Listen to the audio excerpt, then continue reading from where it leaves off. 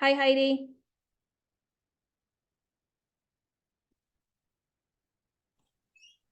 This is actually Heather. Heidi's off tonight. Oh, okay. Sorry. Thank you for seeing my message. So I have a question for you then. I was about to log off and log into our personal Zooms to at least make a recording of this meeting. So I connected to you just now on my own laptop. Do I need to disconnect and reconnect through the OWL to have it recording, or can I just log into the OWL guest? That I don't know. You're in a physical location? Well, yeah, we're at Ritter. Okay. I don't know. I just know have the Zoom link. Don't switch to me yet. Let me just put the Zoom link back in on the OWL computer, and hopefully you can let me in there and then transfer control to that. Okay. That makes sense. So I take it she forgot to tell you that we had a meeting tonight? No, she did. I was waiting for conservation because they Oh. have a meeting at 7 o'clock too, and no one was showing up that was host. So Gotcha. You didn't want to hand it over to a resident? Kidding. Can you see me? yeah, it's Okay. Awesome. So that's the account that I would like you to have to transfer the control to? Yep. Okay, awesome. Thank you so much. You're welcome. Have a great night. You too. Bye.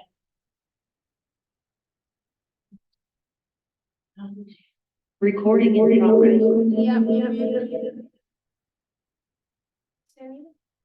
Technology, I know.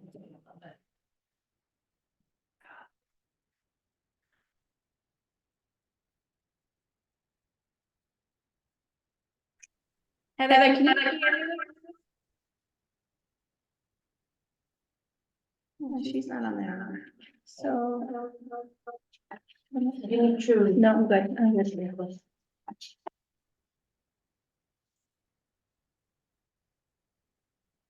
I'm gonna leave it as running.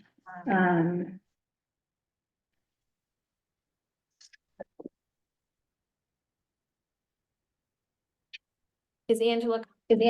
She's walking here, because she should be here around 7:15. She's coming here? She's at TCP. Oh, okay.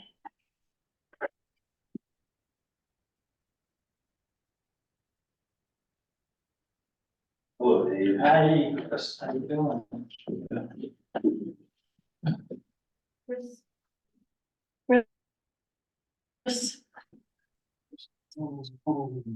You have time to eat a bagel? Well, no.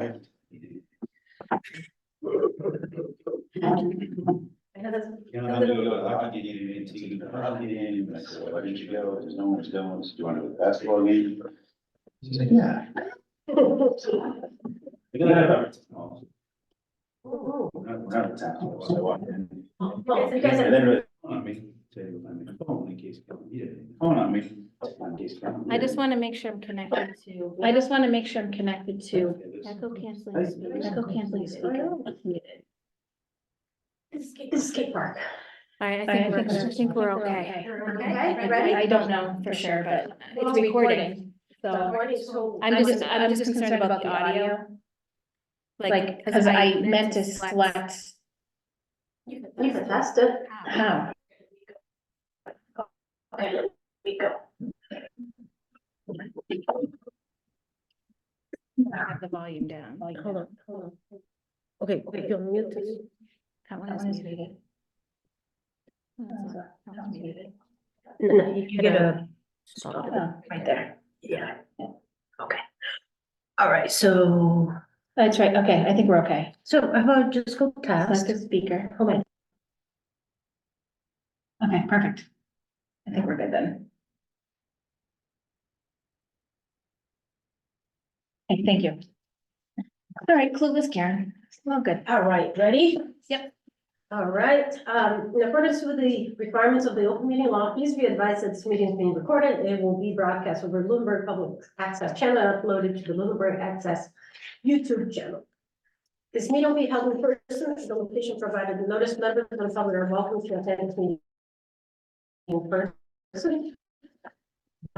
Please note that while the option of remote attendance and or participation is being provided as a courtesy to the public, the meeting will not be suspended or terminated if technological problems interrupt the virtual broadcast, unless otherwise required by law. Members of the public with particular interest in specific item of the agenda should make plans for in-person versus virtual attendance. The agenda lists all the topics which may be discussed at the meeting, and those are reasonably by the chair, and as a result of these discussions, not all items listed in fact may be discussed, and other items not listed may also be brought up for discussion to the extent permitted by the open meeting law. And with that, we have everyone here, so I don't need to, I need to call, yeah. Nope. No, okay. So we have here Chris Sullivan, Anita Shipers, and Karen Art, and Anna Lockwood. We usually have, we have a very long agenda, and we usually have comment towards the agenda. I want to ask Dave if you are here for a public comment, if you'd like to do it at the beginning. I'm good. You good? Okay, sounds good. I'm just here to listen. Thank you. All right, Chris, Ruth is not here. First item on the agenda is facilities director and recreation director update. Chris is not here. Personally, his dad, who's Joe Ruth, was the longtime manager for the Lunenburg Phyllis passed away this week. And I just want to make the comment that Joe will be greatly missed, and just hope that we can maintain the good work that he has done, and baseball in Lunenburg can continue, and also thank him for the many years of service that he did to the town and to the sport of baseball.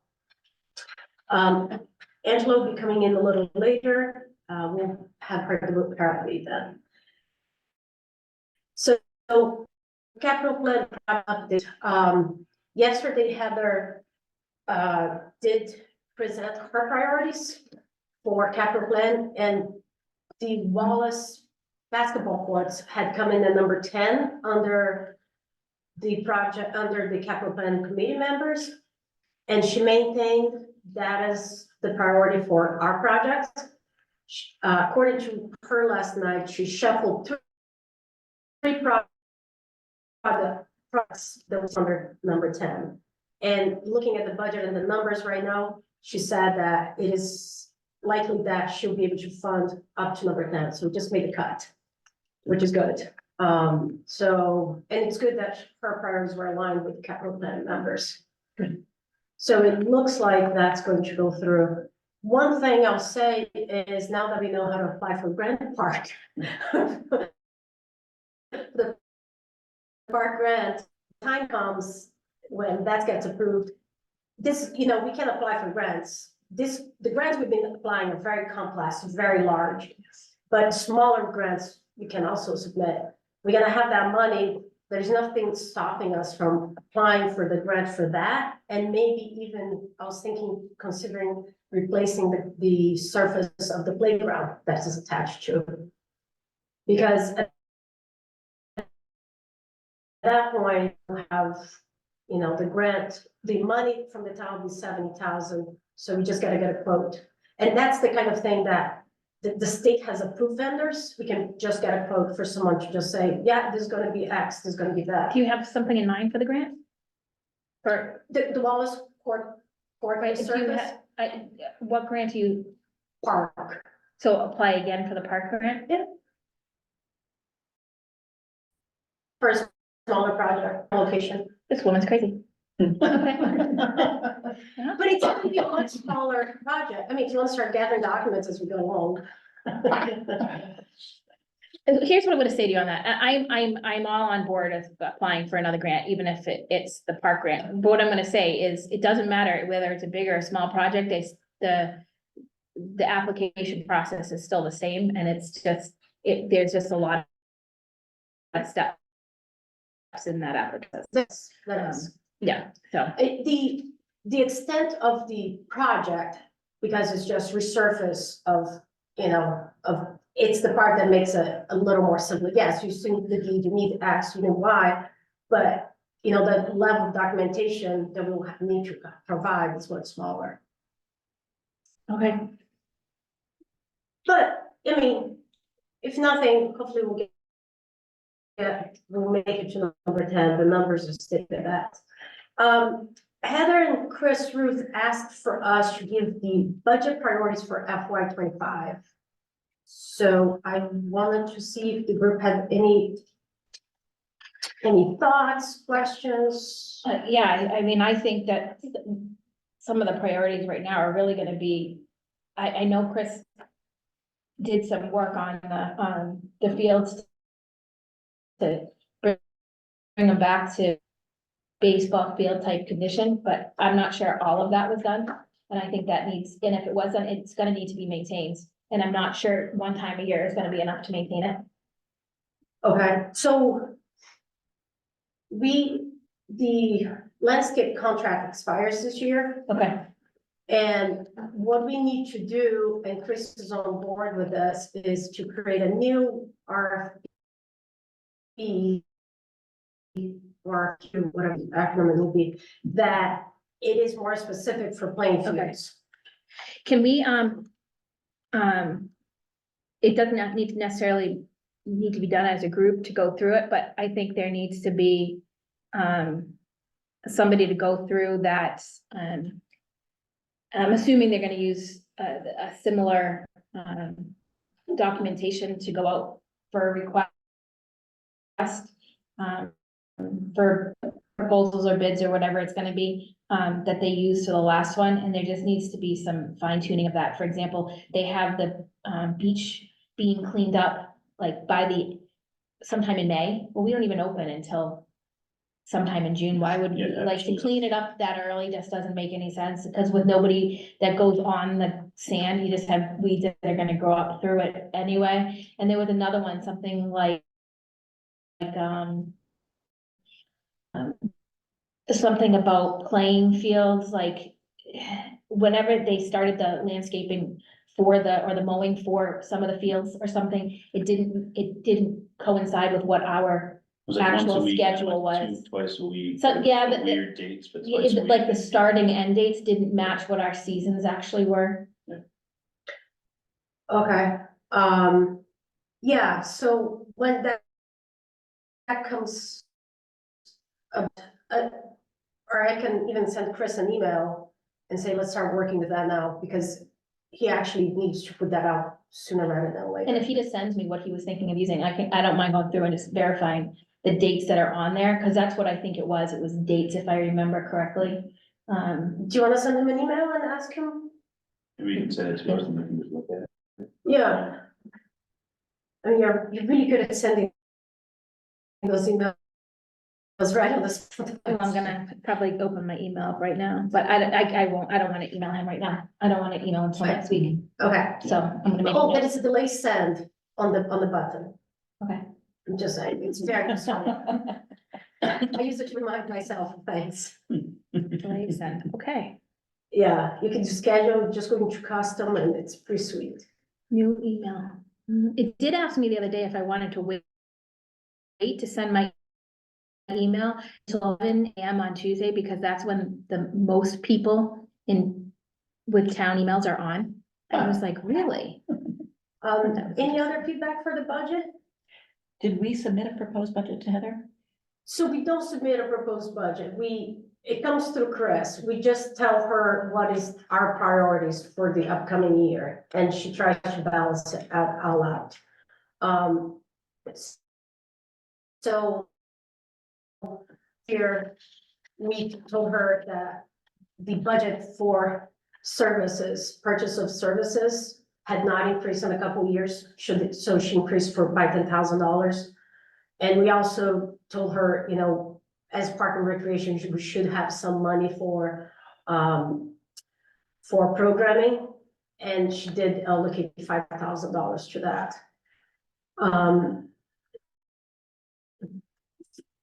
So the main thing that I was thinking for us that would increase the budget is actually increasing the hours for Angela. Right now, she's a 19 and a half, and she struggles to stay on top of everything. She's technically a rec director, but she does a lot of admin stuff for the parks, related to parks. And I do think she does offer some assistance to Chris as well with facilities. Was the rationale to keep her under 20 hours to avoid having to pay this? at the time, it was- and we felt, because it's a new position, you know, should we have the position established and we know that is in good process, we haven't asked for that to increase, but I feel like we have a good candidate, we have someone who's working well for us, she's put in programs, she's making things work, and here she is. Hi. And Well, that's okay.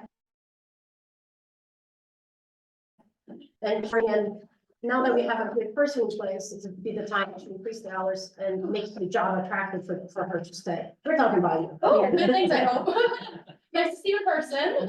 How do I Nice to meet you. send the delayed, email? Next to send, that is an arrow. Oh, look at that. How come she teaches me all this new stuff? Schedule sends. Okay, thanks. It's very useful I would agree with what you're saying. Yeah, with, regarding, for sure. Yeah, hours. So- If 3:24. the person we're discussing is open to that as well. yeah, so that's the, you know, my thought is increasing her hours. Based on what I've seen her doing, and especially during the summer months, where we run more programs and we have the town beach, I'll think, you know, anywhere from 26 to 32 is the range that I'm thinking. I don't know, maybe even you want to give some feedback on that, if the group is okay with that. Sure. It's definitely, it is a lot right now. The winter definitely has been a little bit easier, but now with everything that we have running in TCP, it's hard because I'm not able to be there for everything, which I would like to be. So right now I'm here Monday, Wednesday, Fridays. So anything Tuesday, Thursday, like I get emails all day and usually I do respond to them even when I'm not working, but it's hard to be there for a program when you're not there for the program. So that's my feedback on that.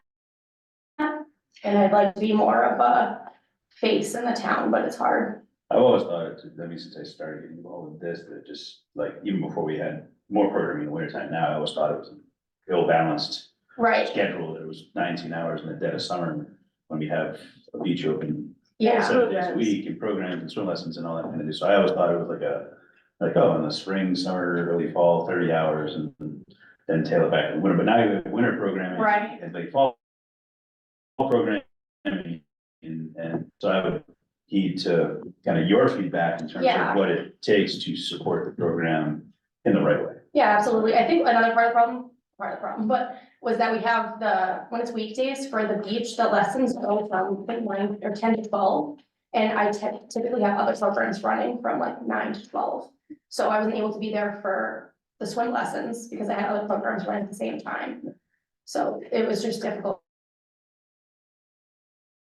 To be too, like, once I bounce back and forth, but it's definitely harder. And another thing I ran into a little bit in the summer was, like, I live 30 minutes away and I work in New Hampshire sometimes, so the weather could be really nice there and it could be like raining and thundering and lightning here and I wouldn't know. So I had people emailing me or calling my work phone asking if the beach house is open, and I can't really, like, I can't respond to that, so I do try to like put something up on the website or have Liz, who is the beach director, throw something up on the website. So that people, I think not everybody checks it. Yeah, so what are people's I, thoughts? yeah, I mean, I 100%. I mean, I'm trying to grow a program, you know, I think it's proven, you know, with some good work and good effort, good programming schedule. I mean, I think we're providing really nice service to the town, and surrounding towns at times. Yeah, I would like to see that continue and support it the right way and grow if it supports. Right. Yeah, you know, that room. It definitely sounds like more hours are needed, but just kind of thinking, in terms of administration mode. I can see people saying, look, this is gonna be a difficult year financially, potentially the state is looking to decrease, funding to municipalities.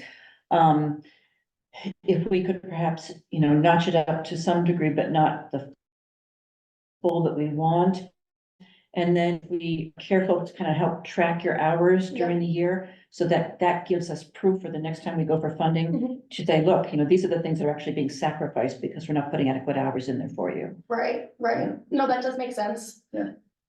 Okay. So do we want to say then, my thought was 26 to 32, somewhere between the 28. I mean, which will be pretty much enough work.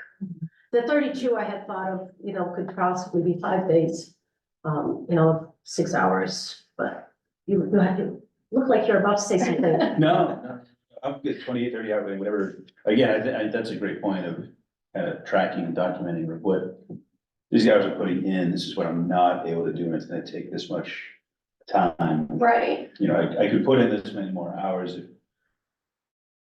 to correct with you, you know. yeah, and I What I'm think trying to it's a do. trial sort of- basis Mhm. situation too, because right now I know it's very, very hard for me to do it 19 hours. It's basically impossible Yeah. to do it in 19 hours, but I think that if I have more, I'll have more of a gauge of like, okay, even this many hours is like getting more done that I need to get done. So I would take anything more than what I have right now, essentially. And I know it's a pain to kind of document that, to do that kind of that work audit type thing. Yeah, But it is so helpful, Yeah. proving to people that this, whatever increase that we're requesting is credible. yeah, and I know you asked me for something like that. Yeah, she did For a track 2 for week us. span, Yeah. kind of like what I was doing in each, moment of the day, not necessarily Yeah. moment, but. Right, just get a glimpse into her work, and that's when I was telling them earlier, you end up doing you're retroactive, you actually do a lot of administrative stuff, Right, not just in support of parks, but also some supporting Chris. as Yeah. general. So, the actual invoices that come in depend week to week, sometimes I'm spending a ton of time on invoices depending on the projects, and it takes a long time, it's Yeah. very time consuming. So that is a little issue, definitely, it's not impossible to get that done, but I did run into an issue when, Karen was leaving and everything like that, that like the invoices were getting paid late. Because like I was either submitting them late or the process was taking forever. Right. So now that we have more of a, accounting department, it's definitely easier. So I think we'll have less of an issue with that now. And we have a finance director coming on. Oh, really? Yep. Oh, great, He okay, was, appointed last night. awesome. So- February 1st, yeah. what is your recommendation, Anita? What do you think? I would say 28 hours. 28, okay. Is the group okay with that? I'm fine with that. I think that's good. So that's almost that's at least another full day of work. Yeah, absolutely, I think that would be extremely helpful, especially summer months when we really need it. Yeah. A question that I have, and I was actually thinking, maybe you can help me answer. So we do have the revolving fund that is revenue that we get from park activities. Can that be used to supplement salaries? Yes. When- It can, as long as it's directly related to the sources of the funds going into it. Okay, because I might be able to do a breakdown of the money that we have received in the past. And I know we use those funds for different activities for the purpose of helping parks and programming. Yeah. But maybe if we do the breakdown, this is, first of all, let's remember, this is all Heather's decision. But just by bringing this to her, she might see that perhaps some of that can be funded for that. We pay for some of our lifeguards. We usually play a supplement, the lifeguards we do have line item for. We do. lifeguard. But we go over, and Yes, we've gone over every year, so we end up paying, she ends up taking, meaning town manager ends up taking, the remainder of that out of, our revolving. account. Right. So Angela was my first thought for budget priority. The other one, which goes along with this, and I don't know what the process is. So I have volunteered to close the gym for days a week now. And my point is to prove that this is doable. And the other thing is I've spoken with Brent, I know he was in Littleton, but I also know of activities that, in Laskford from Rodenbush, Center for Arts in Chelmsford, like these are all people that I have talked about and talked with and looked at their finances, because a lot of it's not private, public. I would like to also ask how the ability for us to hire temporary workers throughout the year, not just during the summer, because we do that for lifeguards, but we could be hiring people now to be helping us with activities such as, overseeing the evening activities at the gym. Mhm. And just so we have an idea, the revenue from these 2 months, January and February, was about $4,000. So it's not totally insignificant. And this is just the revenue of the use of facilities. I'm sure Heather will say, well, that needs to go for towards the upkeep of the building. And I'm totally fine with that. But it is a source of revenue. So I think another, and I don't know if this will be a budget thing or what do we need to do to formalize that we can hire someone part-time seasonally for the non-summer months. For DM based. Yeah, So a temporary seasonal base. yeah, does that, if it's self-funded, does that need to be part of a budget or does it need any? Needs to be fund? part of justification for, revolving funds need to be approved each year within the town meeting. And so you need to make sure that you have justification in terms of, or maybe Lunenburg does not do that. I don't think I we see. do. Not that one. Okay, If I may just interject, yeah, just knowing from finance committee, it's because of the type of revolving parks has, that it does not have to be reauthorized every year. all right, that makes it easier then, okay. So do we need any process in order to activate the seasonal hiring? And process through the town, Through this, through the town? state, yes. I don't know if we need to do anything through the town. Through the state, yes, we have to fill out a seasonal. Right, that I And so, that's what actually what I was just looking up. I don't know if we could, so as to be a seasonal employer, it needs to be an individual who has been employed by a seasonal employer in seasonal employment during a regularly recurring period or periods of less than 20 weeks. Can we have multiple, like, could you have winter seasonal employees and summer seasonal employees? I don't know. But it's seasonal employees are, so 20 hours, 20 weeks is what, that's why when we do the, you remember for the lifeguard, that's why this specific cutoffs, if we can't start them in April, because then we would get them through September. So So my first question is this something that we need a process in town, just that? Or if Heather authorizes, because I'm doing for the first 2 months, but let's say within this fiscal year, can she authorize, or do we need to do anything, do you know, Anita? I'm used to dealing with personnel boards, so, to be honest, I'm not familiar with, With our what the, personnel. exactly, Okay, that's a good thought. Yeah. Okay, so so just 1 second. Let me just finish. So it will be, if anything, it would be like through the rules of personnel, right, you'd have to establish a job description. right, You'd have to have the rate of pay set. right. And so for community that have personnel boards, that is something that they help you develop. But it seems to me that this would be under Heather's purview now, so that would be a Heather question.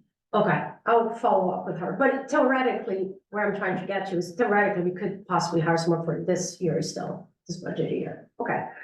Who would they be managed, like how, just thinking of the management. Rec process. director, Okay.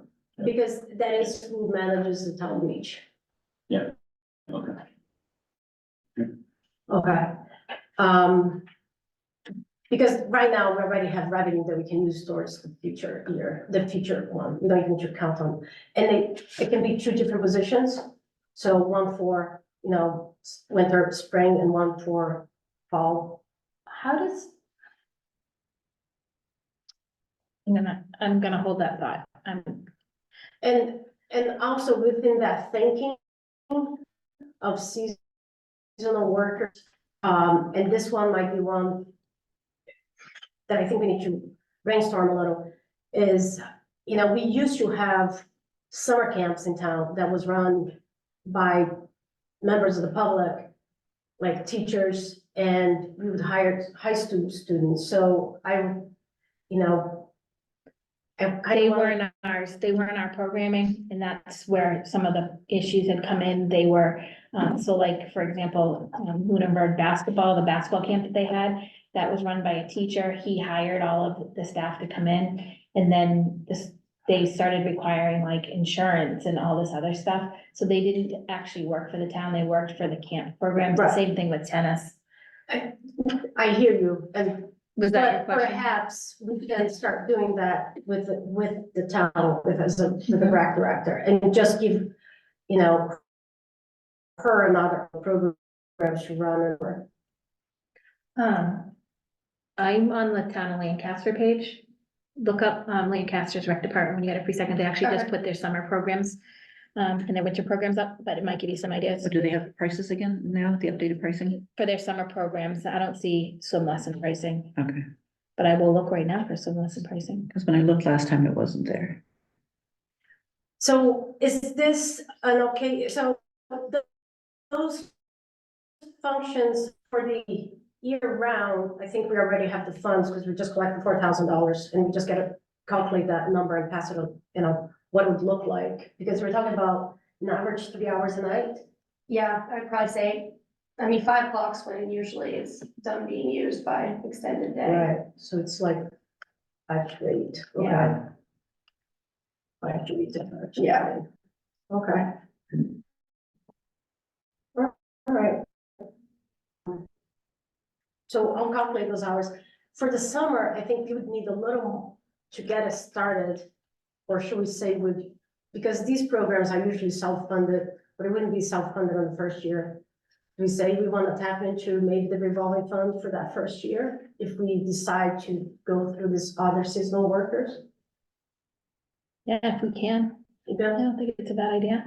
How close have we been running in past years with the, the revenues coming in, cash flow? Have we found ourselves getting close toward the end of the fiscal year? Now, we tend to have A surplus. $50,000 plus.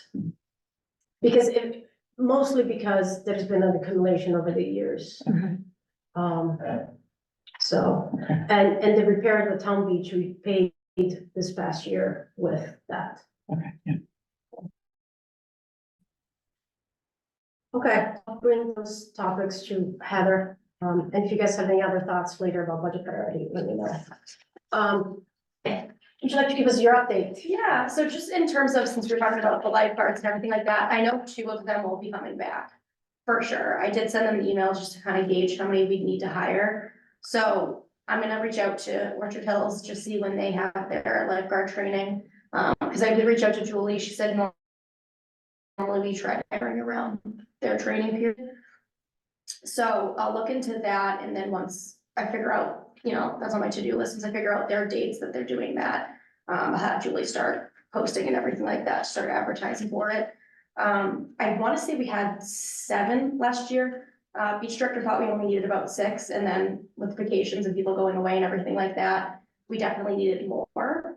More than 7? More than 6, so that's why we hired that person having season, which definitely helped. So I'll reach out to her just to see what she thinks about that as well. I think that I know we have, Jared Bowser contacted me. I think I had told you that, He but did Jared. message me as well. Okay. Yeah, Jared Bowser had contacted me. He's worked at the beach for a number of years and he's not returned next year. And I know that we have 3 other, currently college freshmen. And for at least one of them, it's gonna be a summer to earn money.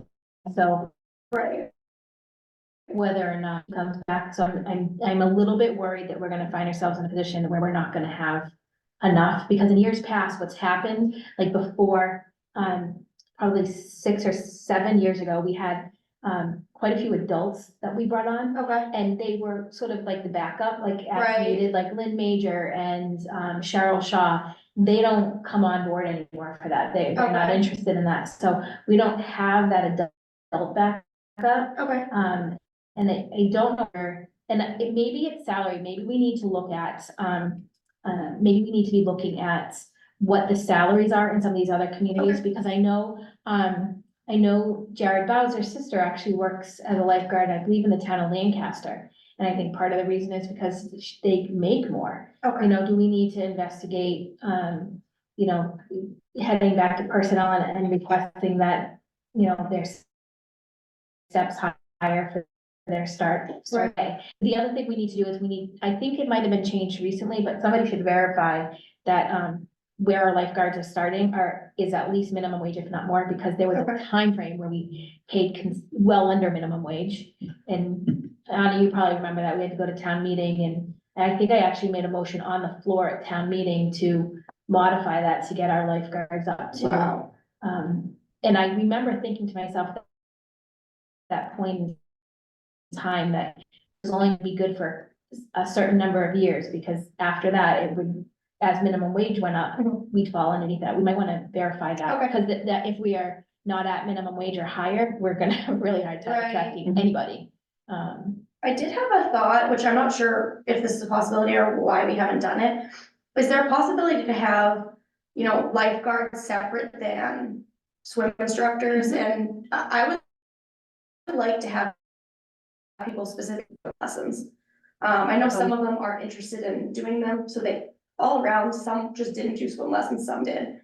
I would like to be hiring people that specifically want to do swim lessons as well, just so it's not, Oh. cause I don't know who's, cause I can't be at the beach house, you know, 24/7 and whenever they're running swim lessons, I don't know who is doing it until after and I collect the sheets for the week. So I don't know who did what swim lessons. I don't know who's doing what part in like the lifeguarding, like I don't know who's on what part each, who's doing check-ins. I don't know that stuff. So for me, I think that would be helpful to know that like this person's doing, you know, this lesson, this person's doing this lesson, just so I'm aware. That's just like my preference. Yeah, so I think that would probably have to be, it would be a good conversation to have with Liz, because I don't think much has changed in the way that they have run swim lessons, and that's, let's use, it's their half-hour swim lessons typically, and they start at 10 o'clock, so she might have, if the beach also opens at 10, she might have 2 people teaching a swim lesson, somebody, lifeguarding the beach, and then somebody in the beach house. And then at 10:30, she may shuffle that because she doesn't typically leave her lifeguards out for multiple Okay. shifts in a row. So but you're right, that not everybody who lifeguards does swim lessons either. Right. So just check with her to see how she does it. I think, in years past, Dave, you would have been on the board, so please correct me if I'm going astray on this. I think when we first put out those, lifeguard and those positions, posted them, I think we also posted for just swim instructors and for lifeguards. Do you remember? Because I feel like we had done, we had done, job descriptions for both. Okay, So if we had done job descriptions for both, I would have thought we would have put out a posting for both. I could be wrong, right. but if I'm right, we've done that in the past, whether or not we had much interest in. Well, and I'm Really? wondering if it's the same, you know, like starting level situation that it would be, as a lifeguard, if we do 2 different job descriptions for it. So I don't know if like somebody could come in and possibly make X amount of money because they're a coach, you know, they're a swim instructor and not. Why don't you review with Julie what we have? Okay, And then I think the starting salary is the biggest constraint we're gonna have, like Right. the job market is something. okay, And hiring just for swim lessons would be difficult because you're not gonna have enough hours to offer people. I don't mind doing for both, but I wanna know, Who's doing what? That's- right, who's I doing think what, that's and more- if there's people that I know who are doing this lesson, this lesson, this lesson, then they can lifeguard too. Right. But I know not all lifeguards wanna do swim I lessons. think that's more of a operation thing. Okay, I think when you hire, and maybe that's a differentiation that you can have on the that's salary, right? kind of what I was thinking. Is, if someone is a lifeguard only, they get X, if someone is a lifeguard and Right. instructor, they get X plus Y. And I think that's also an incentive for people to do that, because Right, if I'm doing the same job as someone else, but if I'm doing more than someone else, but getting paid the same, it doesn't really make sense to me. exactly. So I'd definitely explore that, okay. So once you know when the library courses are too, and like the superintendent could include that information in like the community newsletter for the school. Yeah, absolutely. So then you get the high school to that, like reach out to the guidance office at the schools, Okay, because they would push out to get kids in town that were summer work and so forth. Cause I know that some of our, swim instructor stuff too, through the Red Cross, I think they have to be certified at a certain level. And that could be another reason why maybe some people don't have that. There's supposed to be some sort of certification that goes on in order to be able to teach some swim lessons. I don't know if it's from the, the early Yeah. levels or what it is, but, That's a good point. Yeah, when you have that ready, I know some schools do have swim teams. Maybe advertise on those schools. Okay. I can help with that. All right, what else do you have for update? So we've done really well with the, pickleball, the volleyball. We had a lot more numbers than I thought we would. So the Wednesday one, pickleball wise, that's a beginner's one, but also intermediate. So that one runs from about 5. We had a really good turnout. We actually filled it up. And then we started having people from the Wednesday one joining the Tuesday one as well. So a lot of people are doing both of them, which is great. I think this is like the system we have is good in the sense of we have, 2 coaches. So they'll also help with the beginners. And then they'll basically just stay there for their intermediate on Tuesdays is usually how it works. It's pretty similar with the volleyball. So that one does start, I think we have 6 people in it right now, which was kind of our minimum number that we were thinking, and it seems to be going really well so far. And then their intermediate one has about 10 registrations in it. I did have someone in yoga today mention that they're interested in doing, like their kids doing like a youth one, because I don't think Lunenburg has a volleyball team. Oh, okay. Correct? Am I correct? No, yes. So I think that may be good, something to bring up with Brian, in terms of if we have the availability to offer something like that, I think we'd probably get a lot of registrations. Yeah, and we thought maybe also doing a youth pickleball. Yeah, I think that would be good as well. So So I think Dawn did say she's interested in doing that, so she did give the green light for that. It's just, I think more, right now, it's just gym space that we don't have. Oh, Just Because because all January and February. Yeah, everything, so the gym is basically taken until 5 o'clock, Monday through Friday. so one thought on the pickleball is that when we were, because you and I were planning, when we started the beginners, as a second shift was as an opportunity to give people a way to start, Right, but maybe that doesn't need to run March and April, okay, because they can be together with the intermediate. okay. If you think of a continuation, Some of the numbers were already so big that, like Wednesday people who went, there were 16 in there. right, but that's in the afternoon, I'm talking about 2 evening. Some people kept their Wednesday afternoons, but they also joined Tuesday because they feel like they didn't get enough playing time, is Oh, what I mean. So I'm not saying limit the numbers to less than 16, and I'm sure every week depends, because they signed up for a whole session, which is, 2 months basically. I think they both ended up being about 7 weeks. So I think not everybody's gonna show up every time, so it really just depends, but the first week, everybody showed up. And I got some feedback of like, they didn't feel like they played time, ended up joining Tuesday, which isn't a bad thing, they want more pickleball time. right, I'm just gauging if 16 is a good number or not, and I really think it just depends on the day. right, I think the first day is always gonna be more. Yeah, But, if you take a look on the 2 evening programs of Tuesday, Mhm. maybe that can be one. And that's when you'd have opening for the pickleball for you. I can definitely look into that. The other is, Monday, like so the rentals that you have, Mhm. I'm not sure they expend much beyond February. Okay, So you might be other days open, okay, and some of those, I think the Monday's done at 7:30. I think you're right, I think it is 7. So that theoretically you could run another program after We that. can move outside. We can move out. If pickleball's been, not volleyball, maybe volleyball, I don't know where we put them, but we could use the courts over at the high Not in the school. winter. Well, from April on, we can move outside. So most of the people and the woman who runs the Wednesday ones, she usually does run them outside. So like when it gets nice out, and she actually wanted it in the fall, but we had really good weather, so she ended up not even needing to use the gym. She does run it outside. And I don't think they charge anything. I don't think it's, I think at that point, like, we're not using our courts, so it's good to organize it, but they might have a relationship with the school's staff on how they organize that and. Right. It would be great if we could still get involved right, as a way to make it accessible to everything. yeah, to everyone. absolutely. Because one problem, like, we did have some of these programs running before, but it was, you gotta be on the know, right? And, you know, like Ryan, who's the vice chair of the school committee, he has his buddies that he plays volleyball with. So, you know, it was open to all, but it didn't have a way to advertise it and make it accessible to everyone. So maybe we can, with the goal of making it accessible Right, to everyone, maybe there's something of a relationship, but I think that would be more like, you know, I think March and April is usually still a little bit cold. I think we're still gonna get a lot of use of the gym.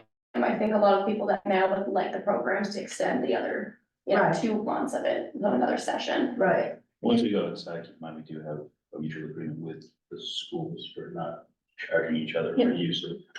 And none of the groups that are using the gym currently that are not us, none of them can use, Turkey Hills gym?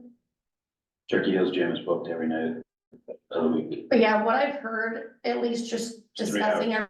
3 everything, to 4 hours of basketball. was that everything's so jam-packed and like people are thankful to have TCP. You know, it's not like the perfect gym, but it definitely does what it needs to do and everyone seems pretty happy with it so far. The primary gym is busy too? I think that's where we're at. I think rec basketball practice is down at primary school gym. Okay. And then travel basketball, some rec is at Turkey Hill. So that will be over.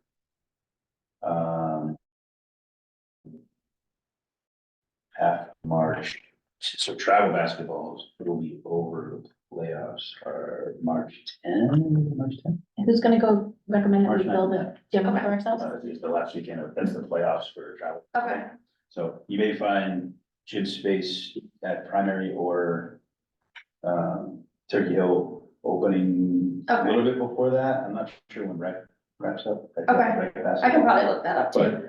But, I would talk with both Dawn and Brian to see if they're interested in doing a youth. And maybe the youth also can be a shorter session, it can be a month, Right, just to get the kids moving. yeah, I agree, I think that's a great idea. The last thought is, I don't think anyone will sign up for it, but, you know, we could do things on the weekend. If we have somebody to unlock and lock the gym. I'm usually around. I was like, what do you mean?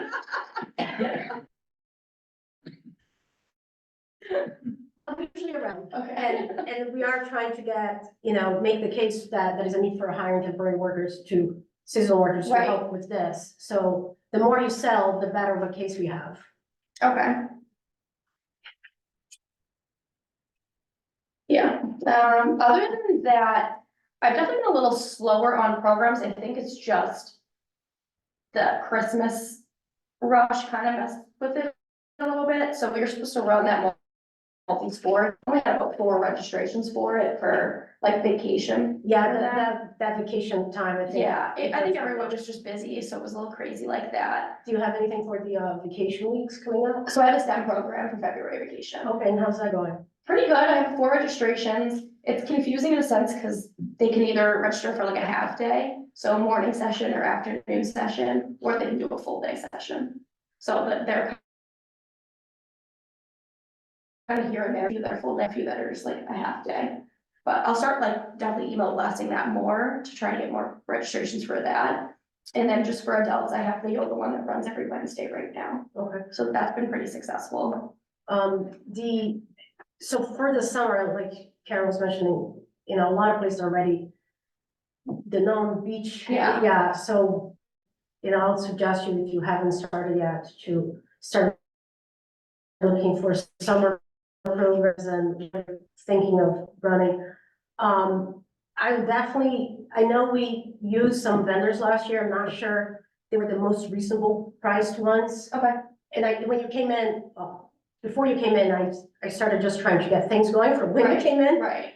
and you ran with it. But if you go around different towns' website and see Okay. what companies they use, you might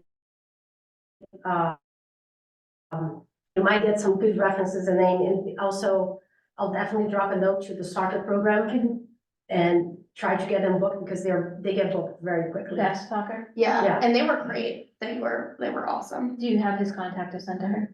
I have it. Okay. I have all that, yeah. Okay, perfect. I had a spreadsheet with everything. Yes, she did. Okay. I came up with some on my own. But when No, I you passed were it to her. Well, don't let her take credit call mommy either, because that was that Karen thing. The what? Best soccer is a Karen thing. So, yeah, Okay, yeah, absolutely. let's see if there's anything else. Oh, there's just one more thing I Go wanted to ahead. say just regarding the beach. So when we reclaimed some of the sand, like a few weeks ago, probably months ago now, I don't even That was a know. month ago. It was a But month it's good, ago, yeah. when we reclaimed the sand, they also pulled out some of the knotweed from the flats left. Okay, whatever.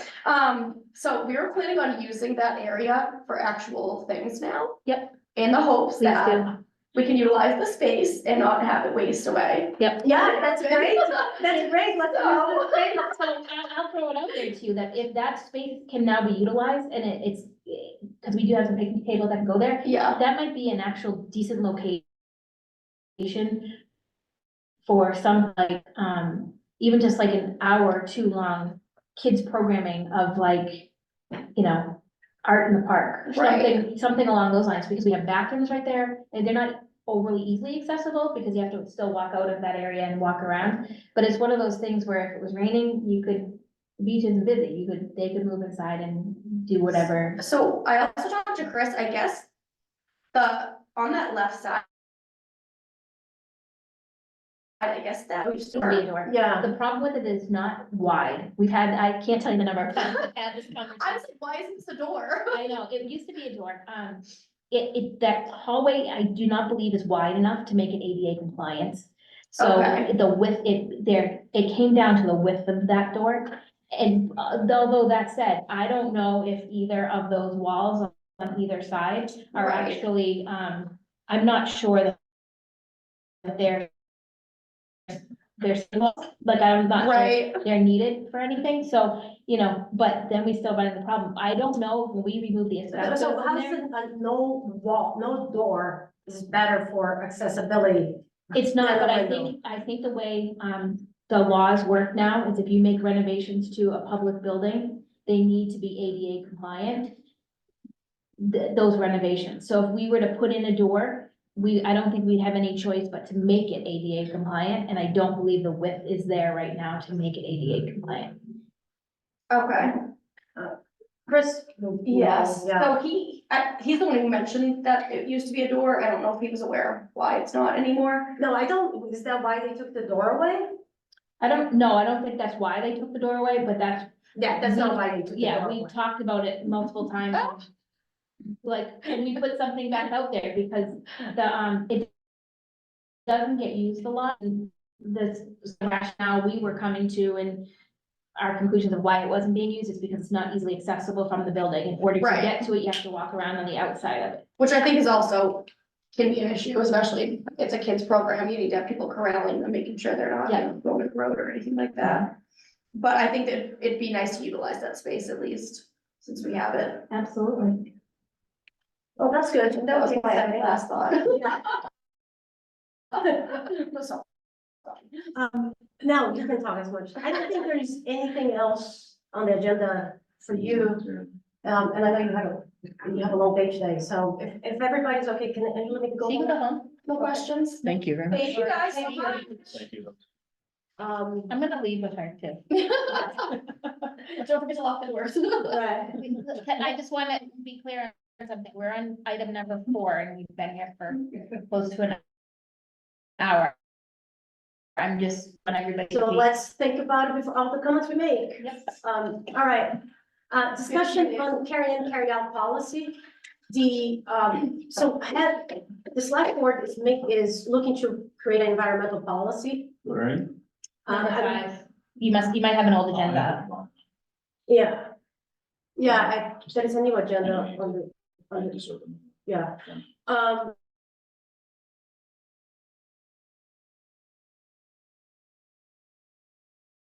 So the select board is looking to make a number of things. It's a very encompassing, but one that Chris brought up to me is that the town would have trash barrels at every town property with recycling. And right now we have a carry in, carry out policy for our trash. And he asked, you know, why is the policy, and I said, right out of the bat is, you know, it's funding, like if we put trash cans everywhere, we need funds. But if if they make this policy and the funds are going to be available, the question is, will we consider changing the policy? Chris? I mean, and the other thing is, we do at the beach, we do have trash at Wallace. And the problem that we have with both of those is we actually don't have the funds and it's a make it happen type of thing. But we're looking to, you know, Marshall will definitely need to have, when Marshall renovations, they'll definitely need to have barrels there. There's no question that a park that size that, so. So here's my, I am a huge proponent of keeping it as carry in, carry out. If our national parks can have a carry in, carry out, which are millions and millions of acres, there's no reason why our 27.8 acre park and any other park in town couldn't do the same. All of that said, I would be possibly willing to be a little flexible on that if we had the staffing for it. But every time we bring something up, or every time I tune in and listen to the DPW, it's, we don't have enough staff.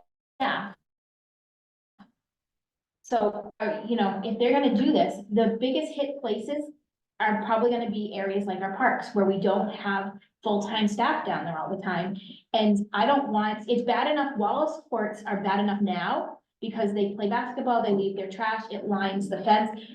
And we actually have some residents down there who routinely go in there and pick it up. If I drive by and I see it in years past, I would call somebody in town and be like, it's a mess, please pick it up, and they would.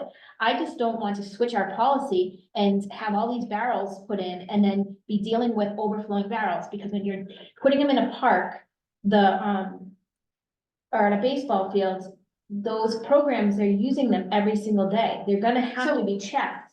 So I think, you know, for the sake of trying to get to the 20-minute, 20 line item agenda, it's, you know, staff is, you know, so if, you know, if they are looking to change and I think we could be open to change our policy if funding comes with that. I think that's, and we're not talking about changing before the funding, we're talking about changing after there is funding. And the funding is just like people are funding. Because right now we don't have, right now Chris has a group of 2 people and they have one. I don't even know if they have a vehicle. I think we need to stay open-minded and be Yeah. realistic. I mean, it makes no sense to, you know, try to stick to a hard line of carry in, carry out if it's constantly gonna be an issue. And, you know, it makes it more difficult to, you know, try to do a fire control rather than being proactive and dealing with what we know is a need. Right. And yes, and I actually, you know, the parks, the national parks, I know all of their policies in every location, but I know, for example, the Longfellow's house in Harvard Square is a museum, more of like a museum, they have a ground, so that's a national park property, they have trash barrels there, It's a monument. they have trash barrels there. Like, so I I get what you're saying. I'm it just, depends on the facilities, up but- until, we have not had, as far as I can see, other than potentially down at Fitzgerald Field, we actually have not had an issue with our carry and carry out policy. So again, I could be somewhat flexible in my thought process on it.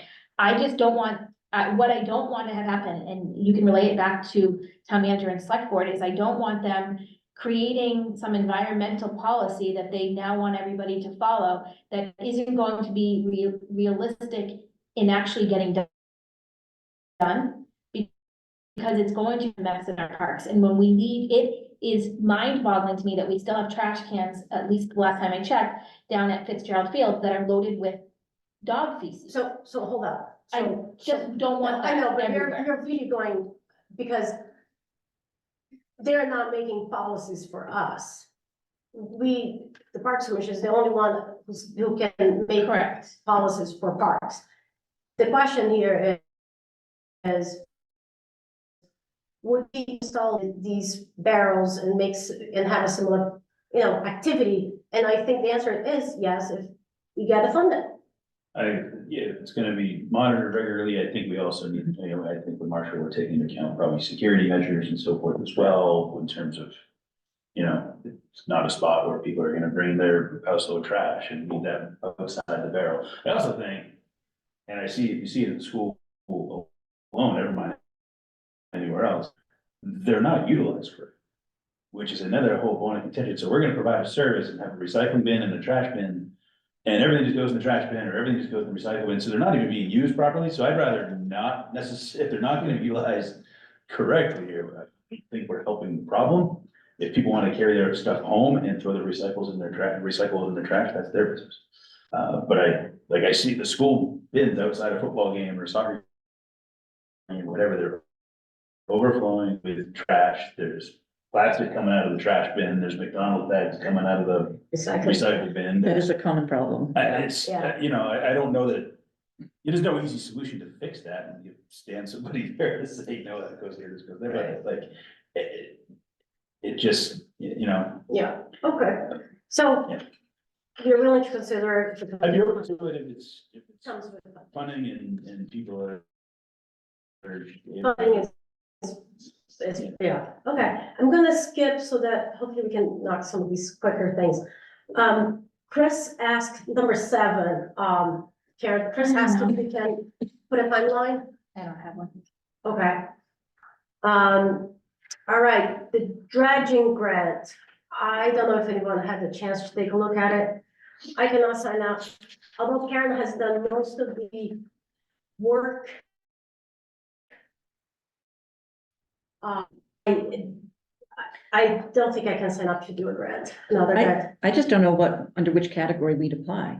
It's, there's 4 categories under which they'll be willing to accept a Yeah, I project. think it's the Ecosystem health, for health, yeah, because that system, it used to be a well-adjusted pond because it has a stream that goes through it. So that just, things me. Mhm. And when the town resurfaced the main street, it raised the street above the berm, and that's when water started going into the pond. The one part of this that wouldn't be difficult is we actually have got a quote from the company that hopefully will do the town beach this year for doing the entire pond. And it would, like, we gotta go out to bid or it's just, we need to get a quote from them, and it's one vendor and all the information come from them. So I think if someone is willing to lead this, it's really get our contact person there and ask them about that quote, because we did receive a quote.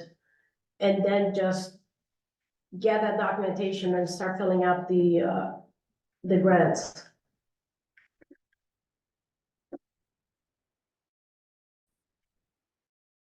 And Colleen said that she can't take the lead, but she's willing to be a partner.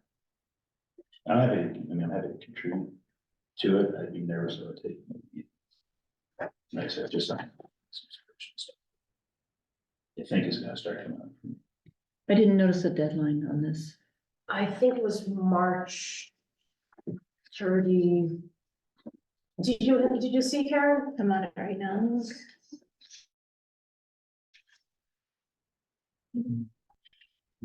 So, wait, hold on a second, let me look and see if I can find the deadline. Of course, why would it open now? I have a open board decisions. What would it be? Who's the number? 3/1/24. At 11:59 PM. So March 1st. Did you just see? I'm on the inland dredging FY. 25 hours for proposals. The first document that. I mean, if you wanna take I am just tapped out right now. Don't be tapped out yet. We have a grant due February 1st. No, I know, but after this one, So, that'll be our 3rd. So this one, it would be one company that has already provided us the Uh, and it is our goal to institute, we are going to have a lunch pad there with a park, Marshall Park renovation, that recreational canoeing kayaking will be, is part of the goal of that.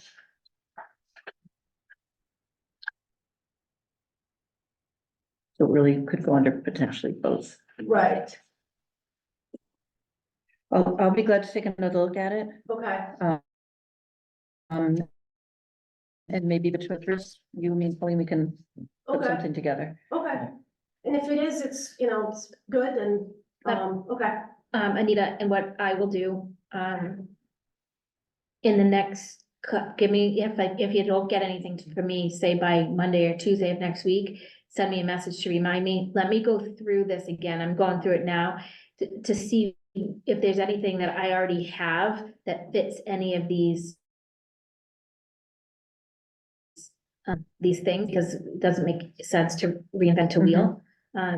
You know, and don't let the length of the application, scare you, because I think that a lot of it is gonna be pretty self-explanatory, and it's a lot of like check boxes, you know, Mhm. indicate which. But let me go through, especially, there's usually some section on attachments that are needed. Mhm. Let me see what I have that I can already. Okay, Right. thanks. all right, so, the skate park agreement. And so I sent the agreement that was agreed upon between the town lawyer, town council, and skate park. So, and the main thing, Chris, did you read over the agreement? Yeah. So we had conditions, and this is their official. Were you at their meeting the other day with the building inspector? No, But do you know if it went well? so, yeah, so I'm getting there. Okay. So here they have everything and they're waiting on the from the state to decide to just make the determination. One thing that we had talked during our discussions 2 years ago was we have to go into too much details about some of the requirements that we were thinking, like construction hours as an example. Because we had an assumption that they would need a building permit, they would need to go through processes in town that would guarantee that. What they found out that is that they don't need a site plan review and they don't need a building permit. So the question for us, if you're comfortable with, is an assumption that we had during our discussions, which was there will be an oversight by the building inspector, by, you know, if they need a site plan review, would have been the planning board, those things are not going to exist. So, So can we ask, the building department to give us a list of what their requirements would have been if they had to have a building permit, so that we know what the typical times are that are? so that's a good question. I did stop by the building inspector office today. So building code, Lunenburg does not have a lot of added building codes. Building codes is focused exclusively on safety. The reason this does not need a building permit is because there's no structure that, you know, have anything here related to safety, you know, the window collapse or something. So in terms of that one specific, the timing, you know, construction is one that the building inspector can actually, we don't have that in our code. And the state doesn't have it. Okay. But when they go through the zoning board of appeals or the planning side, through the planning board, that's a board can impose conditions. I have real concerns though about this not having some oversight by the town. I mean, this is considered more of earthworks, very similar to road construction.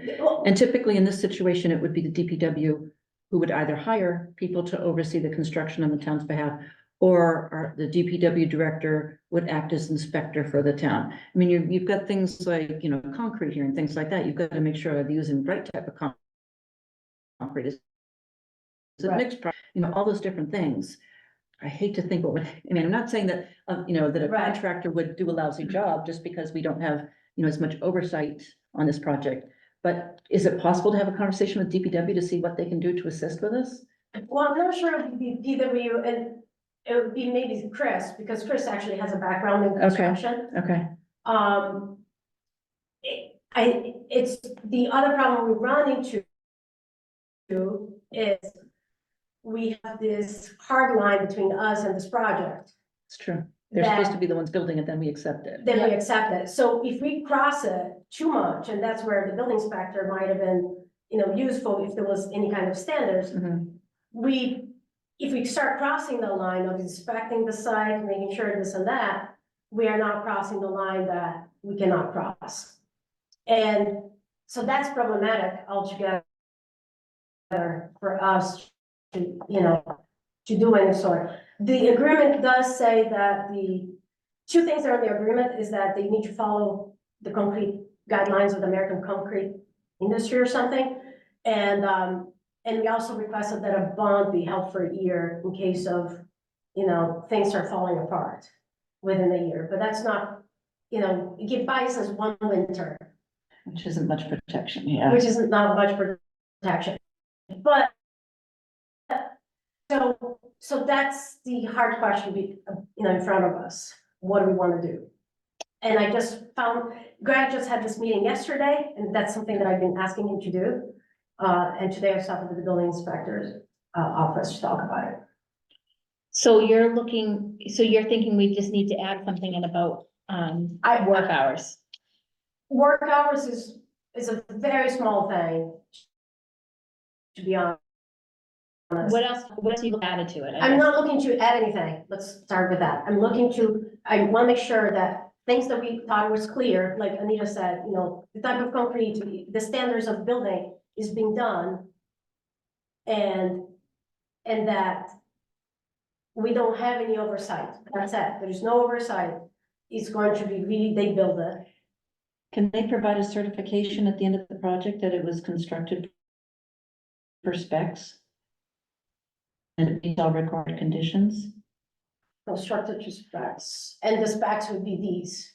And they're not gonna have complete construction documents, which is usually like a 1,000-page, it's like more complex. So provide, can you repeat what you just said? Provide certification to the town that the facility has been constructed in accordance with all these specifications and requirements. I don't know if that'll give us any better level of comfort, but Well, I do think to an extent, they're like, not, trying to get it, like, the level of work that a group has put in to make this come to fruition, I think they're gonna want it done the right way. Mhm. Greg is a respected Yeah. individual in town who's gonna want to see it done the right. Mhm. They're not using, it's not a mom and pop skate shop, design company here and so forth. It's gonna be, that company's gonna have some stake there as well to put in something that's gonna be lasting. Not that that's yeah, but I have a level of confidence.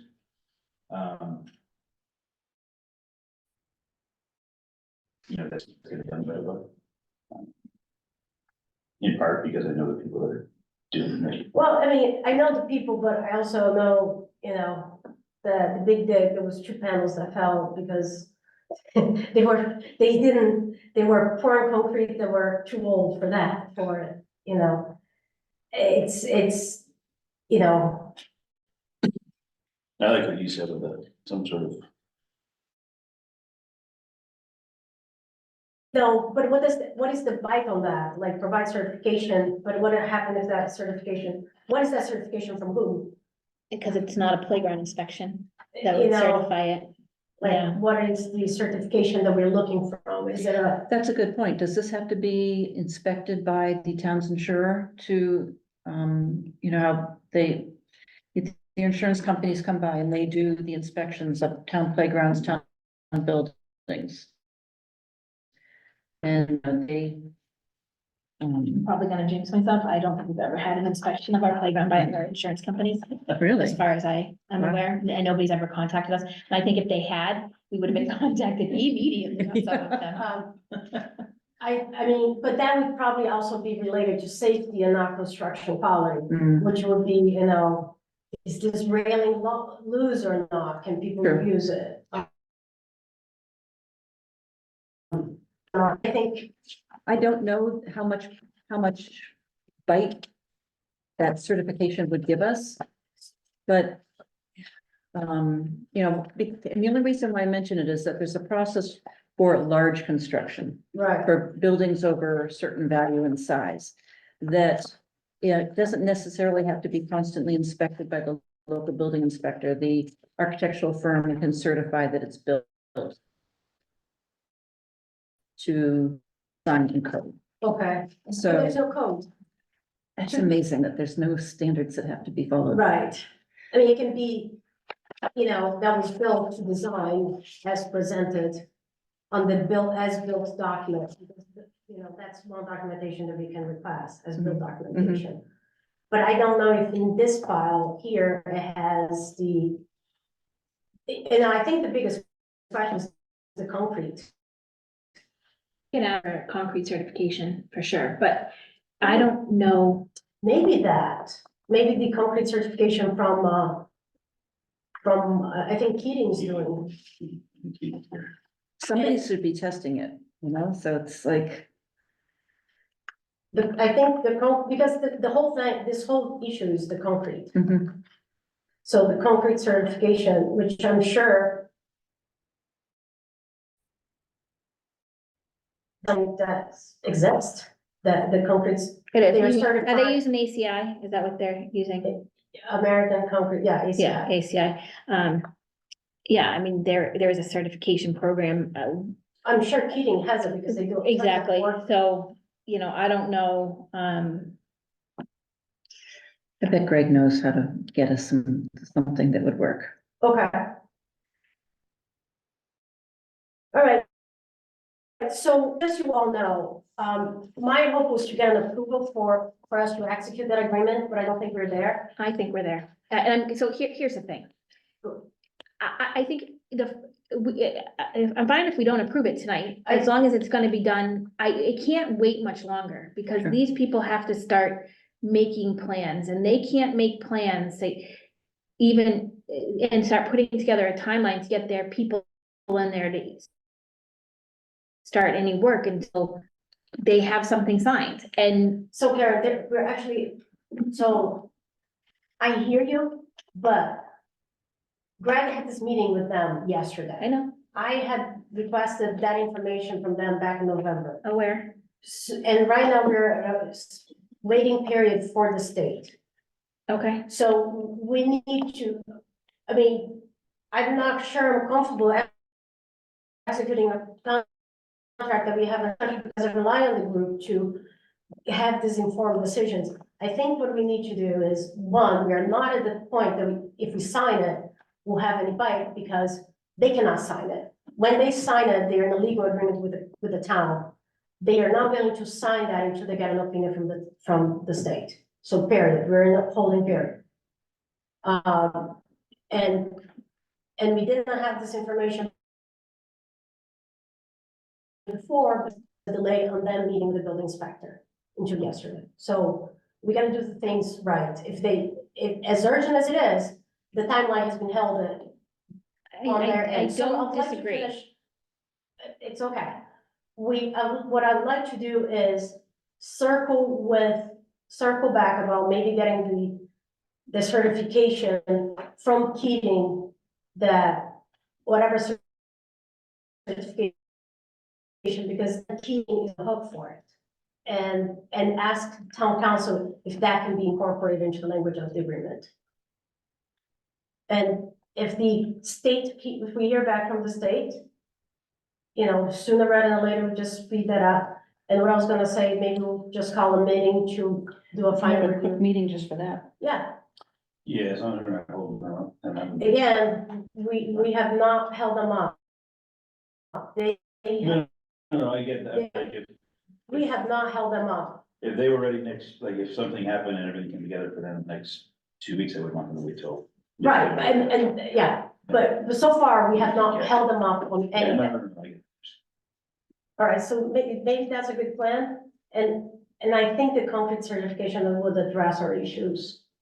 So you're gonna, okay, that's fine, I guess I need you to understand the certification, an ACI certification is coming, is Keating, like they're gonna be there. It's just it'll just be showing that they are certified to be testing concrete. We can certainly, I don't know, I guess I just don't know if, This is where I think we need Greg's input in terms of what it is technically we should be asking for.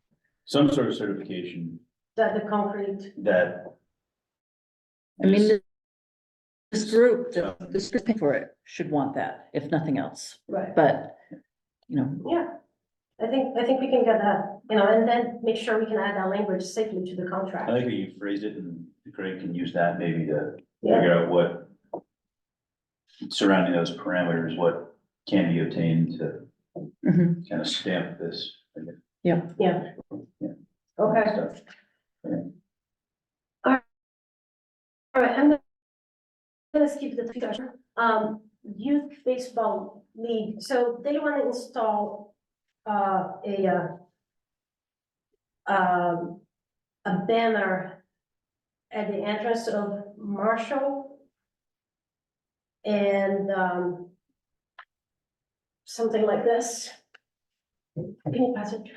for the season, For the beginning of the season, just announcing that registration is open. does it pass sign requirements in town? Well, it's temporary, so I don't think they. yeah, I know it is, yeah. Okay, and I'd make a motion to allow them to. That's what we're looking Yeah. at, then we can do that, I'm fine with putting it. putting up until, Do they want it just, then they want it just at Marshall? that's what he requested. Yeah, that's right, Mike Nally might be a even busier place. Maybe they wanted. So just advise them to make sure that they're in compliance with any requirements of the sign bylaw. Sure, I will do that, because I think we had the same thing for the skate park. And the skate park was allowed to they didn't need a permit. Okay. And that one's a permanent, more of a The permanent, wooden fundraiser one. the one fundraiser. Do you want to then make a motion to Probably. include McNally? I'd make a motion for them to be able to put it at Marshall Park, and if they so chose to put it, McNally or even, Reservoir. Okay, I'm fine with that, it's a temporary sign to advertise their program's open. Second, all right, all those in favor? Aye. All right, Trail Grants Program, So, Karen will lead this. when you go back to, whoever you're going back to on the ACI certification stuff, you need to clarify with whoever, what the certification is that you're looking for, because Keating most likely has an ACI certified person on staff, it doesn't mean that their concrete's being certified. So if you're looking to actually have that, that's why I don't understand what you're looking for. That's why I said use what Ann said. and that's also why I'm saying Greg is going to know what the appropriate request should be. We're not specialists in the area. Let's get whatever's gonna tell us that this is. It's I just still wanna specification. Make sure that when it goes into the paperwork that you're listing the right thing and everybody's on the same page. All right. Trails grants. I need two things. Trails grant is due February 1st. Wola's working on their section. I've got pieces of mine. I've already provided feedback. I've kicked on off of the feed team. So this is, so let me like take a step or two back on this. So we submitted the park grants back last July, somewhere in there. And then we started this past fall on 3 grants. We are working with Wola. The first one was land and water. The second is trails, and the third is gonna be ADA. ADA has their deadline's a little bit later. The land and water is very similar to park. It was very labor intensive across the board. There's a lot of narrative. Honor and I went back and forth on it a million times. But what then happened was that didn't get submitted. That got submitted, I think I emailed everybody, but it was right. It was a day before I was leaving on vacation. So then WOLA was waiting for feedback on the trails grant of it. And I wasn't able to get them feedback until this past like Saturday. So it's due February 1st. So when I say I kicked on off, it was politely saying, we've got to get this done. It's just easier if one person does it. And this trails grant isn't as labor or narrative intensive as the other two grants. So that was being kindly saying, we just need to get this work done. She still has her pieces that she needs to do budget wise, narrative wise, those that need it. I'm just going back and forth with Emily at this point, and then, you know, Anna will read it when it's done. So what I need is two things. Permission from the group as a whole to have this grant submitted. And I sent you an email documents. I think it was titled, the email was for your review. It's a public landowner permission form. And that's that forward naming Chris Ruth as the land manager. And he's the person that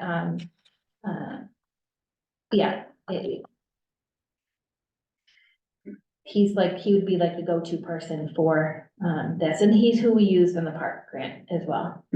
All right, so do you want to make a So motion? I'm gonna make a motion that the park commission grant approval for the trails grant submission and or application, and for, should we do it two separate? No, I think you can do one. And to name Chris Ruth as the land manager on the public landowner permission form.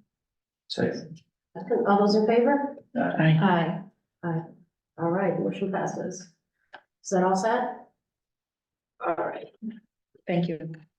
All He right. doesn't know it, by the way, yet. Yeah, so we will be. Well, facilities are right. I'm gonna skip another one and I'm gonna jump into discussion about Zero Wayland Road. Did you guys watch that clip? Yes. Okay, so, do you, Anita, do you need the background on that story or no? Or they pretty much kind of gave the background on that clip? I thought they did a decent job of describing it. Okay. So what I was thinking is, so that piece of property abuts McDonald, like right next to it.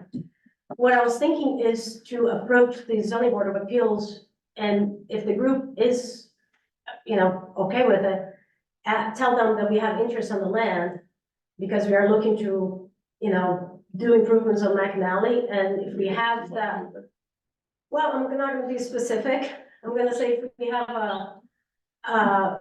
have the extra land, we'll be able to do more on that, you know, and that might, like, you know, Marshall used to have a smaller playground that was installed still up there, so I'll done that. But maybe, because if that land is part of our park, when we do McNally, we can, you know, create some recreation that, you know, people that live on that. So development. why are you thinking you want to involve the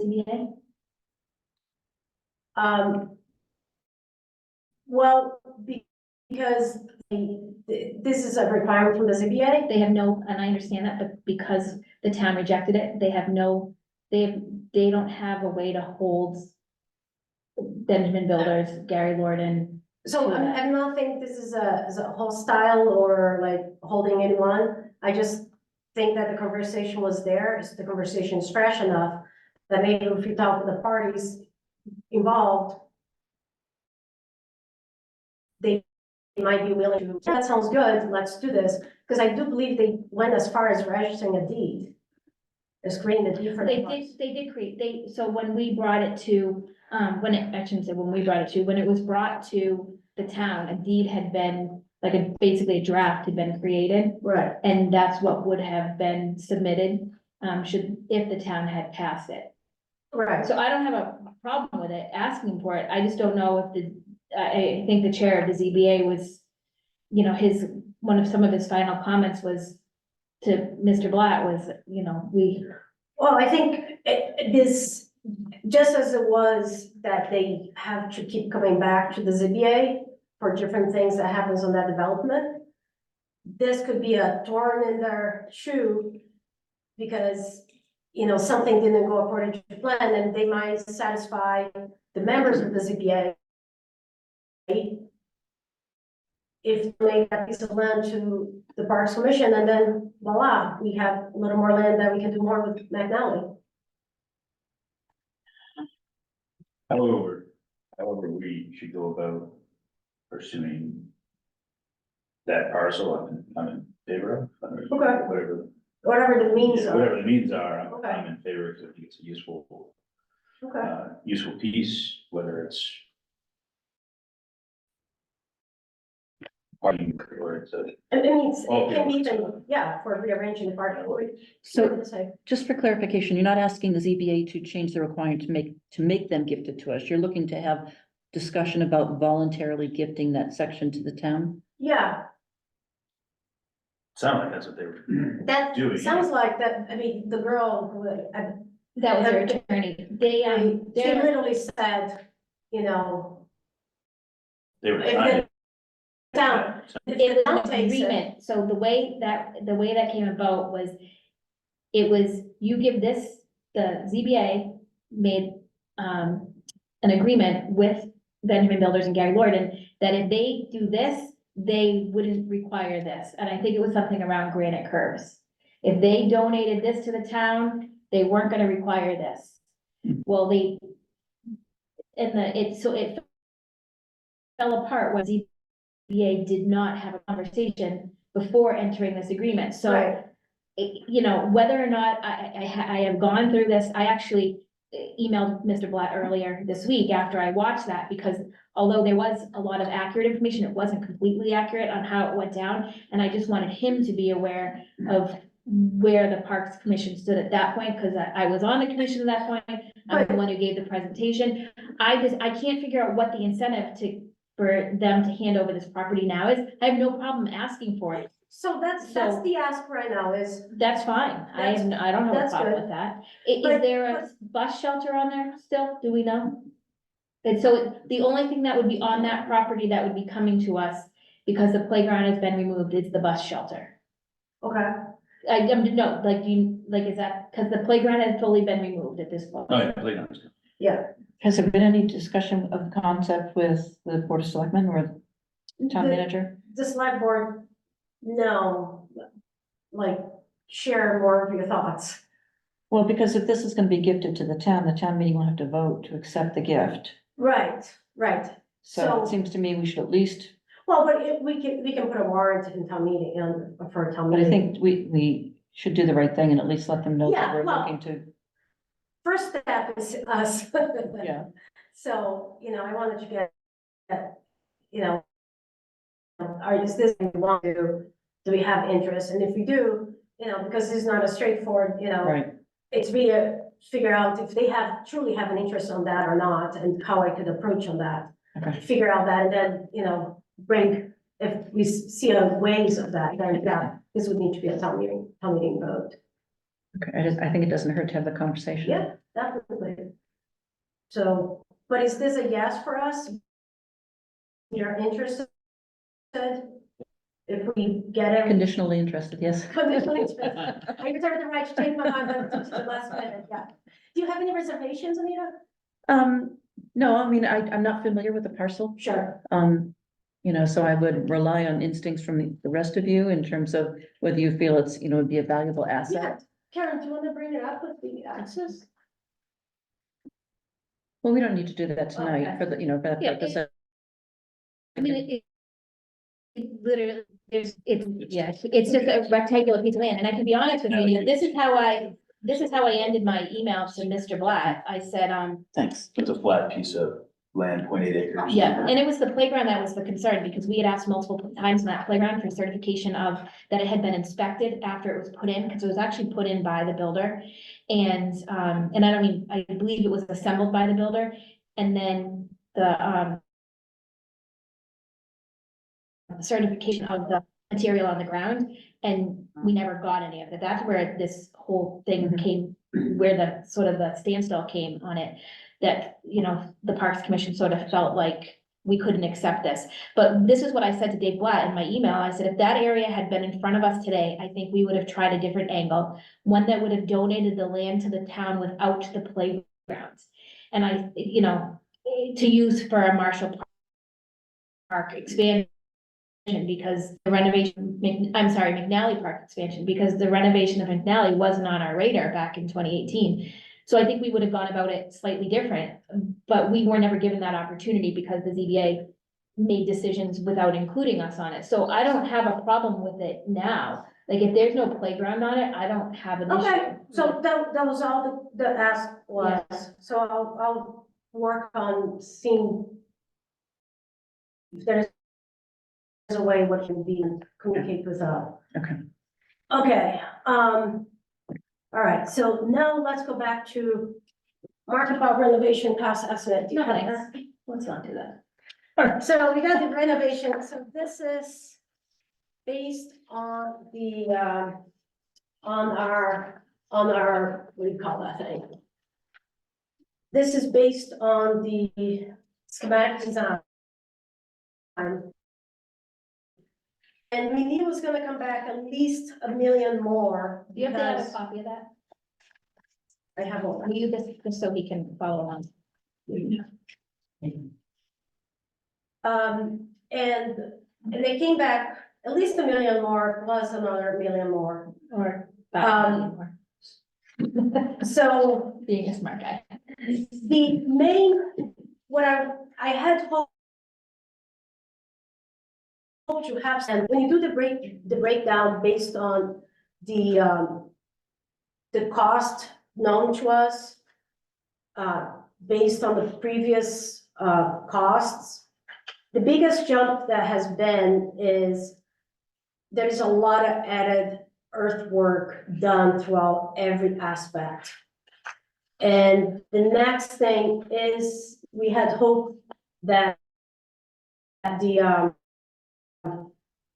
the boardwalk would have, at least in part, be able to be, compact ground, gravel to the ground, but that's currently based on the information we have, most of it need to be boardwalk. So The boardwalk is, if you go to the last piece, the last page, page 2A.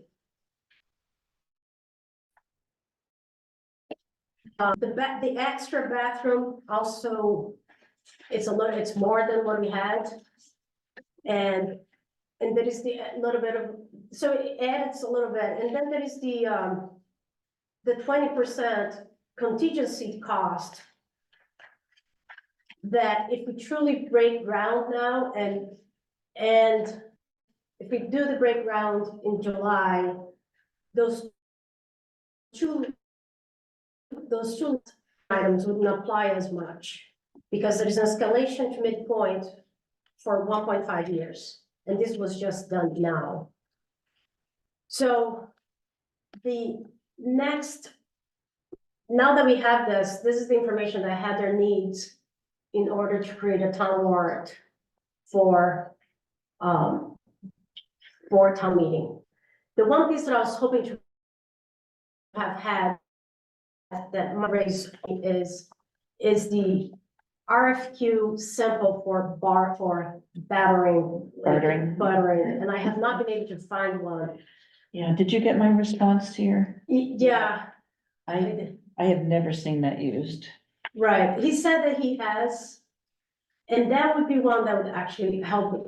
We could take $1.5 million of the costs associated here with that. I was hoping I would have that, so because we now have how much dirt we need. We all now have, like, these costs can be part of our exchange of services, because we do have companies in town that need earth. So, but I think if we are not able to get that information and before town meeting, this would be the total cost. So you said that you had checked combis.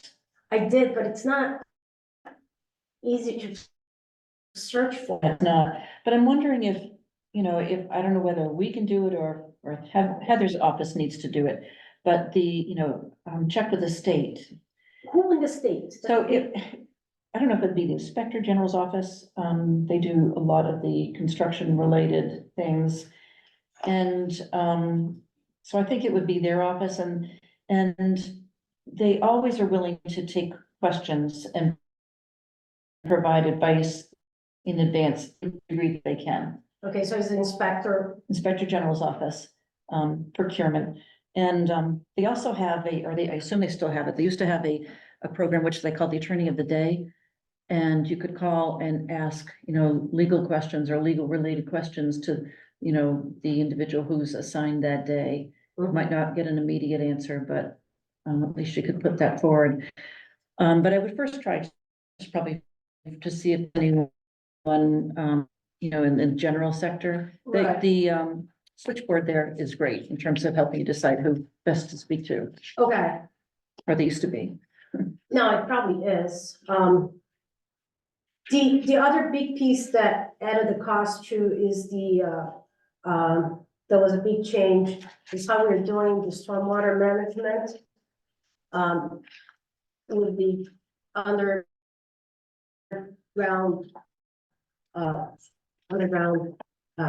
water containers, and how we're gonna have to do the, parking at Chestnut.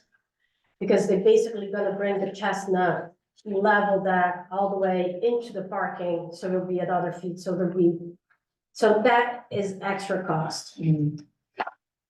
Um.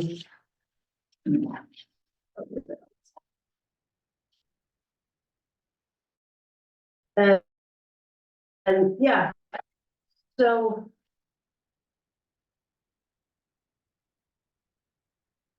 So that's, oh, the utilities cost, I had hoped to do a breakdown, but of things that were added and extra cost, but I didn't get around. And also it's very, yeah, the earth wall demo project area just didn't exist on the previous one. So that's what I was- And I'm thinking concrete, asphalt has gone up in price quite a bit. Based on this quote, on the past 3 years. Oh, the utilities also was much higher than it was before, so altogether, it was just, I don't recommend opening up this kind of quote while you're laying in bed at night on like a Saturday. It wasn't pretty. so anyway, any questions? I think where we are with the process, we're, you know, we just gotta bring it to the town, we're so far into the project.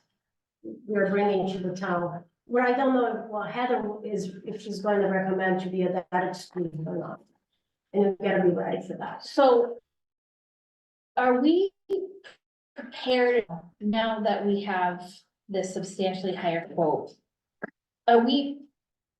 Do we have, I don't wanna call it a plan B because I don't think that's a fair way to look at it, but do we have a plan if the town looks at this price tag and says, we can't swing this in one or maybe they say we can't, or they don't want to do it in one full swoop. Do we have something that would allow it to be phased? And I feel like we're too late in that because of the way our grant applications went in anyway, but, you know, I guess I'm just worried that. So, you know, I think this cost here is much higher than will be because of, you know, the escalation to midpoint to 1.5 years. That's not gonna apply. The contingency on design, I think, you know, and I think we are getting the price increase from COVID that has happened. We actually have already $1.5 million dedicated to this that we didn't have before. So when we were talking about the project being a 5.2, you know, that we talked always about the whole cost of the project. So it could be that we are probably gonna land when all said and done, especially if we get the earth, the land and water conservation. Now we're gonna have $2.5 million and we still progress. So we are bringing that price tag down. We already have $1.5 million, so we're gonna do it. And so I think the plan B is just keep applying for grants. But we have timeframes on the grants once they're We do. awarded. Yeah. That Yeah, they concerns me. do. And Well, the land and water is actually 2 years, is a 2-year, and the grants that we just received, I actually broke down just pretty much the, so if you get part B and take the softball and baseball out and take the dog park out, the grant that we've been awarded, we have the money to construct that. Because that was the park grant, it was $100 and we have another, Mhm. so if you take 2.7 and subtract 7.7, there's 5.4, 5.2, but there's some percentage of general site work costs that are associated with right, adding to B. So when we be taking some out, we'd have to figure out what Right. percentage of A applies. yeah. I had done that as a percent of the total, so I split it apart, and this total was a lot more than it was. I mean, I think, and the regional last week. So I don't know if Heather's going to request to be that exclusion, which then means we have to have a vote. So it's just more work. But it might be that we're landing there. Maybe, I have a decision because it's the financial position of the town. Mhm. I don't very little, I know enough, but she's the administrator and I don't think we should push her on that. It's really what she decides to be best.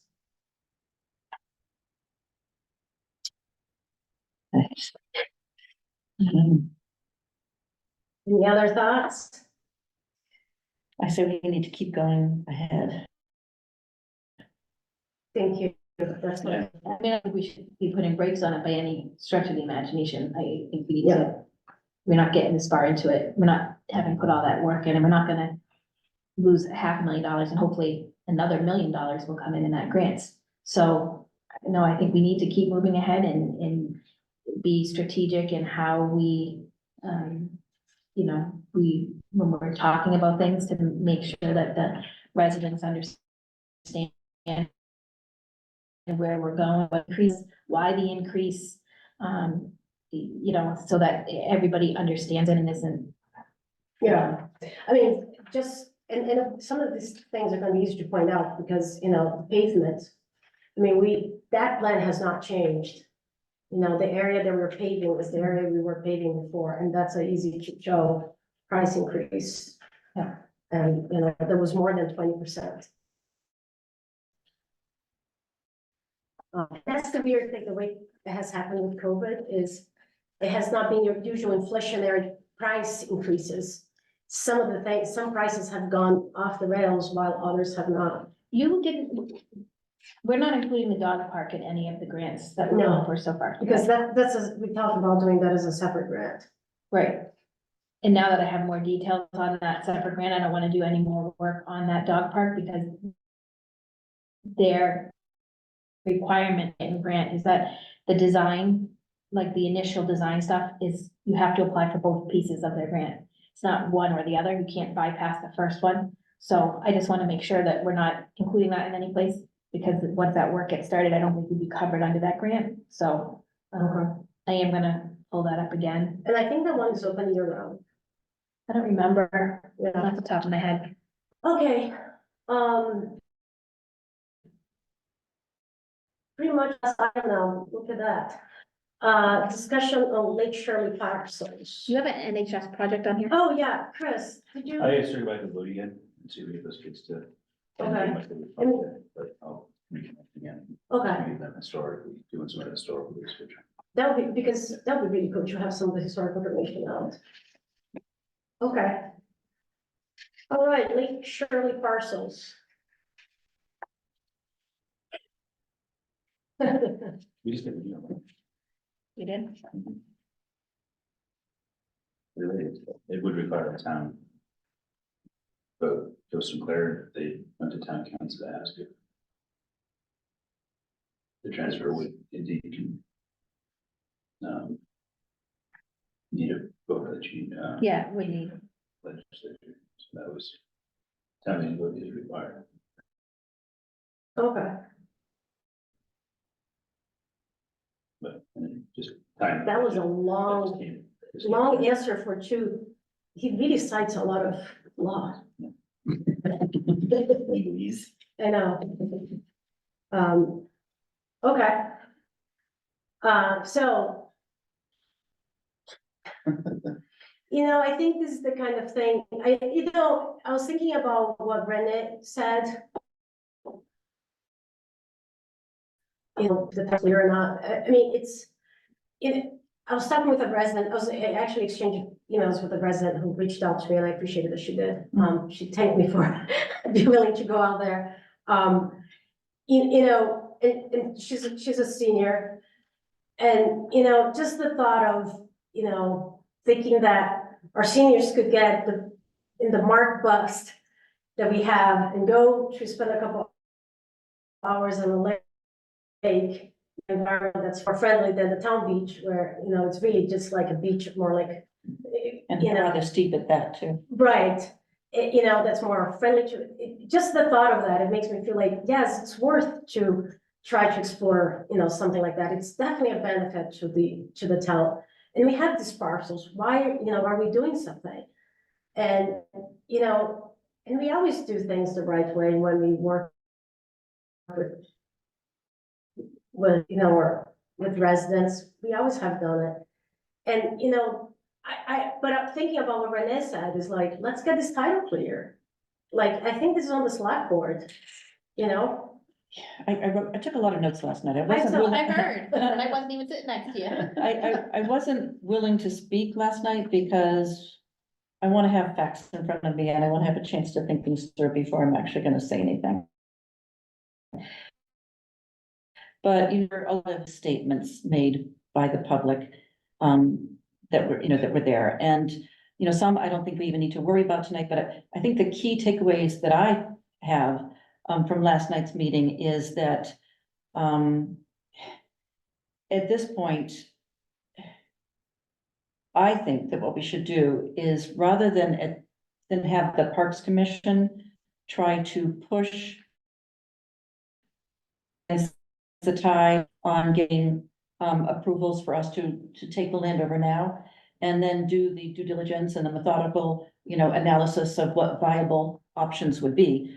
I think we should suggest to the Board of Selectmen that they put that task to the existing ad hoc committee. The board, we cannot use our resources for these things. We are tasked with a budget that's very specific in terms of how we use those funds. And we're Those- just a very specific charter. exactly. I And, mean, when Tom Alonso brought that up, I was like, are you kidding me?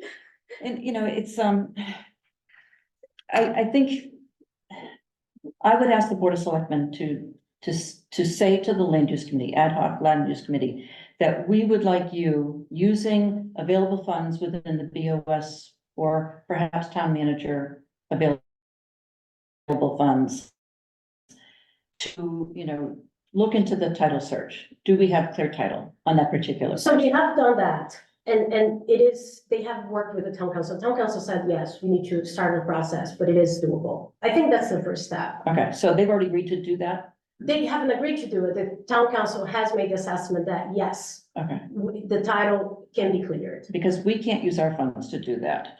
No, And, so then the other thing is, there's, besides just, looking to see if there's clear title on that particular property, there were comments made, which I have not seen the sites. So I'm going by what people are saying. There are comments made that there, that there are marshy areas, a lot of beautiful wetlands. So, to do your due diligence, you really want to know how much of that land is actually usable. We'd need to do, wetlands, layout. and there's a all of lot that. of usable surface, Okay. hard surface. But if, methodical analysis, Right, these are the types of things that should be done before you can put plans forward. We can't just assume that there's, X square feet available for use. We need to know that there's X square feet. right, and to use. that's the difficulty we have, is like, when people are like, well, what are the plans? Well, we can't give you plans because, We can give you ideas, but we can't give you viable, we can't Right. tell you that they're viable at this Right. point. So I really would put it back on the Board of Selectmen to have the land use committee start to do that. so it's, is the open space. Open space, thank you. Open space, yeah. That's what I meant.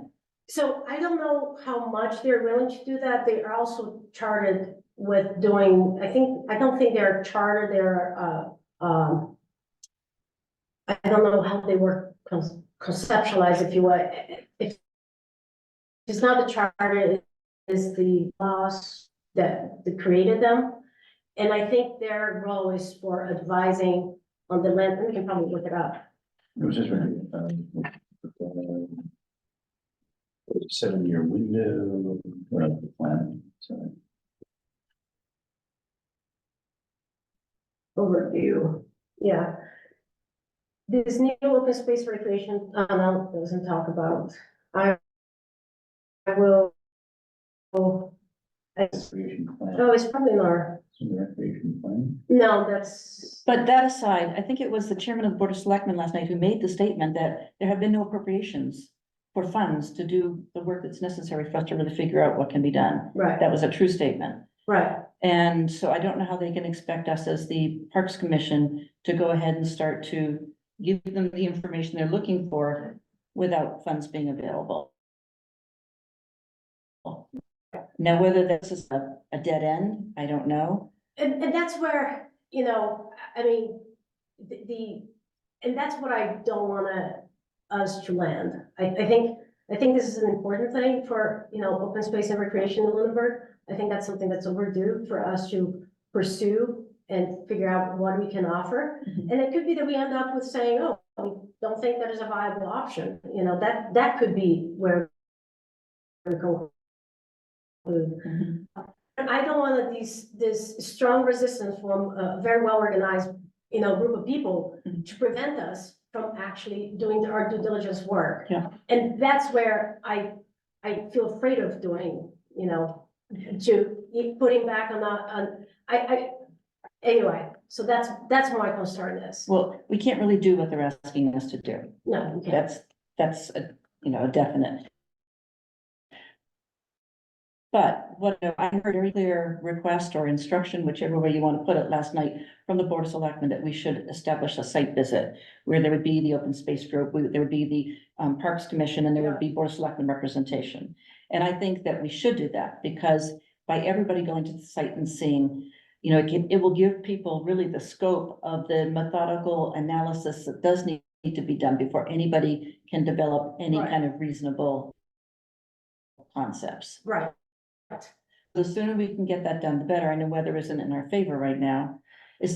So I'm thinking, is that something that we want to ask the ad hoc committee to take lead on? so I think where they landed was, didn't Michael Ray Jeffrey say that he would ask Heather to organize it, or? No, No, I think he asked no. us to. Yes, us to organize. That was my question was, it's not I was questioning who Right, who takes the lead? who should be the lead on that, because we don't, it's not on It's our, not our land. it's not our land, so. I mean, it's a visit to I mean, we can. I understand that, but I just, that was the initial stuff that I was struggling with, where to hear like, oh, you can just start and go do this stuff. And I'm like, well, That was, anywhere in town, we could just go and start. Well, something. that's why Have like a- have TP an Passios, we're gonna let's throw out some ideas. You got some ball fields, you wanna go there? Let's go. Could I suggest that you as chair contact the chair of the ad hoc committee Mhm. and see, just decide who of us could be the ones to take the lead Yeah. and get that started? I'll even do like one of those things that, you can go and choose your time. And then Monkey everybody, survey? it's not a one survey, it's a meet something, like you put your availability, everybody put their availability, and then we find the best time. Okay. I'll just take the lead on that. What I mean, we cannot accept, I just don't accept, and by the way, anyone can, there's a town article to town meeting. So, and the very frustrating part about some of the conversation that was happening yesterday, especially by two select board members, which was Renee and Tom Alonso in particular, was that is the process we're following. And now you're telling me, as we are 4 years in, that you would like to, the process to be different? Really, like, the reason we have not taken any steps on anything is because we are in the process that's been set up in part by them. The ad hoc committee was created to make recommendations to the select board about which parcels should be used for open space and recreation. Mhm. We've been waiting for this. Mhm. You know, we have done our step of saying we are interested. That is the role that we had. And, you know, so it was very frustrating that, you know, we better have plans. I'm like, I'm sorry, but you couldn't have asked that, you know? Well, and there's more to it than that too, because there, you know, it's not as simple as, yeah, I think a site visit is valuable and important and we should all go down and do it. But, you know, there was a time period in there where, the general consensus among some was that the Parmenter property wasn't usable because it had a steep slope and it Well, was. there is a trailer down there now. There is, but the crazy part about it is, I sat there, I'm like, really? I've been down to that property, but then the house next door to it went up for sale and they put pictures on from the water, aiming at their house. I'm like, if they have access to it here and the other people on this side have access to it here, why couldn't there be access from it here? It doesn't, what you're saying, so, you know, you go down and you look at it and the winter's probably a good time to go down and Yeah. actually look at it because you don't have the overgrowth As there. long as it's not too much snow, because I'd like to see. Yeah, yeah, what, yeah, You know. for sure, for sure. Yeah. And the same thing with some cove, I think needs to be looked at two different times. You look at in the winter when the vegetation is down and you can actually see it. But there is a great worth to being able to see that property when the spring comes and everything grows again, because I know Dave knows it. You go down there and the path is this wide. And that to me, like when people say you have public access, you have Stump Cove, that's not reasonable public access. It's difficult to get down Are there. you talking about if you're on Reservoir Road? On Reservoir. Stump Cove. Right, but if you're going to where Right, if you the go up- land, If you go, right, if you go up Yeah, further it's into very that, different. so, you know, I think there's some value to seeing it in multiple seasons, but definitely seeing it in the winter, before stuff starts. to yeah, grow. so I'll take the lead on that. But one thing I don't want to, as a group, I would hope that, I don't find it acceptable for us to just have, I mean, you know, people can say I'm a little feisty, but you know, I don't, can't just accept this stronger position and we're gonna give up. And the other thing is, I didn't, you know, I know they were organized, there was an organized group there. I didn't organize my group. So if they're trying to look for, I thought we were going in to have a conversation about it. But if they wanna see, you know, residents supporting something or not, I can work on that too. And I may not have 300 emails at my disposal, but I will not in everybody's door. I think we still need to approach it as a process conversation. Right, Absolutely. I appreciate it. Not a pros and cons conversation at Yep. this point. right. And that's where the part that was extremely frustrating for me to hear from Renee and Tom. You guys gotta have plans. You can be doing plans. It's like, aren't you aware of the process that we have in this town? You know, I appreciate Michael Ray Jeffrey's comments last night. I thought they were level headed. I thought they were well thought out. You know, so I mean, I think if we're kind of falling in line with, you know, kind of what he was talking about, I think we're on the right track. I certainly see this as an uphill battle. But I think it's one worth continuing to pursue. You know, I think the frustrating part for me last night was people came to that meeting with lawyers, and a very closed off petition. That was like, oh, we're open to having a conversation. It was, no, we just don't want the sale. right. And I think that's. And you not know, wanting it I- at all without knowing what. the With a full preconceived notion of a process plan, is. that there was a Right, plan, right. that we have a plan in mind already to We've do had this. discussions, we've and- thrown out some ideas. You know, there's not, I mean, I'll go on right like that, like my personal opinion is I see this solely as being something that we're talking about canoes and kayaks. You know, not motorized, you know, But, things being put in Right. over there. and that's what, Like, that's my vision of what this would be is, you know, a canoe kayak type situation. I'm not talking about people dropping jet skis in there and all this, that, and the other. I really want it to be something that would just be an open sort of free space for people to be able to just safely right, put in a kayak, put in a canoe. And a little bit, you know, I understand it's a, you know, there's speedboats over there and all that kind of deal, but there's also, it's a public lake. And boaters need to have respect for anyone on the water. Well, there's regulations There's, that you know, that dictate how small boats have to interact with larger boats. 100%. Non-motor boats interacting with motorized boats, Right. that's, That's not, yeah, that piece of that and hearing like, you know, all this safety and their speed, well, the people that are driving the speedboats need to be respectful of the people that are on the water. If they're in a kayak or in a canoe, or, you know, whatever it may be, it's not, you know, simply like speedboats have the right to the lake and others don't, so. yeah, But I do see it as, you know, obviously they're organized and, you know, I certainly see it's not going to one continue to. and you know, I said something and they didn't really fully understand, you know, you control access by the type of infrastructure you create. It's very simple and, you know, in Fort Ponce is a great example. I mean, they didn't, because they actually have a boat ramp, but because of the lack of parking, you never have 15 vehicles there. And even, and the reason I say that is because we gotta be open to what's best for our residents, because, you know, we were talking about a ramp or not. So, for example, someone who might, let's say, you know, retired, they were, you know, as I'm learning as I age, you know, you're not as nimble and very as much. I see you looking at me and when you're making those comments.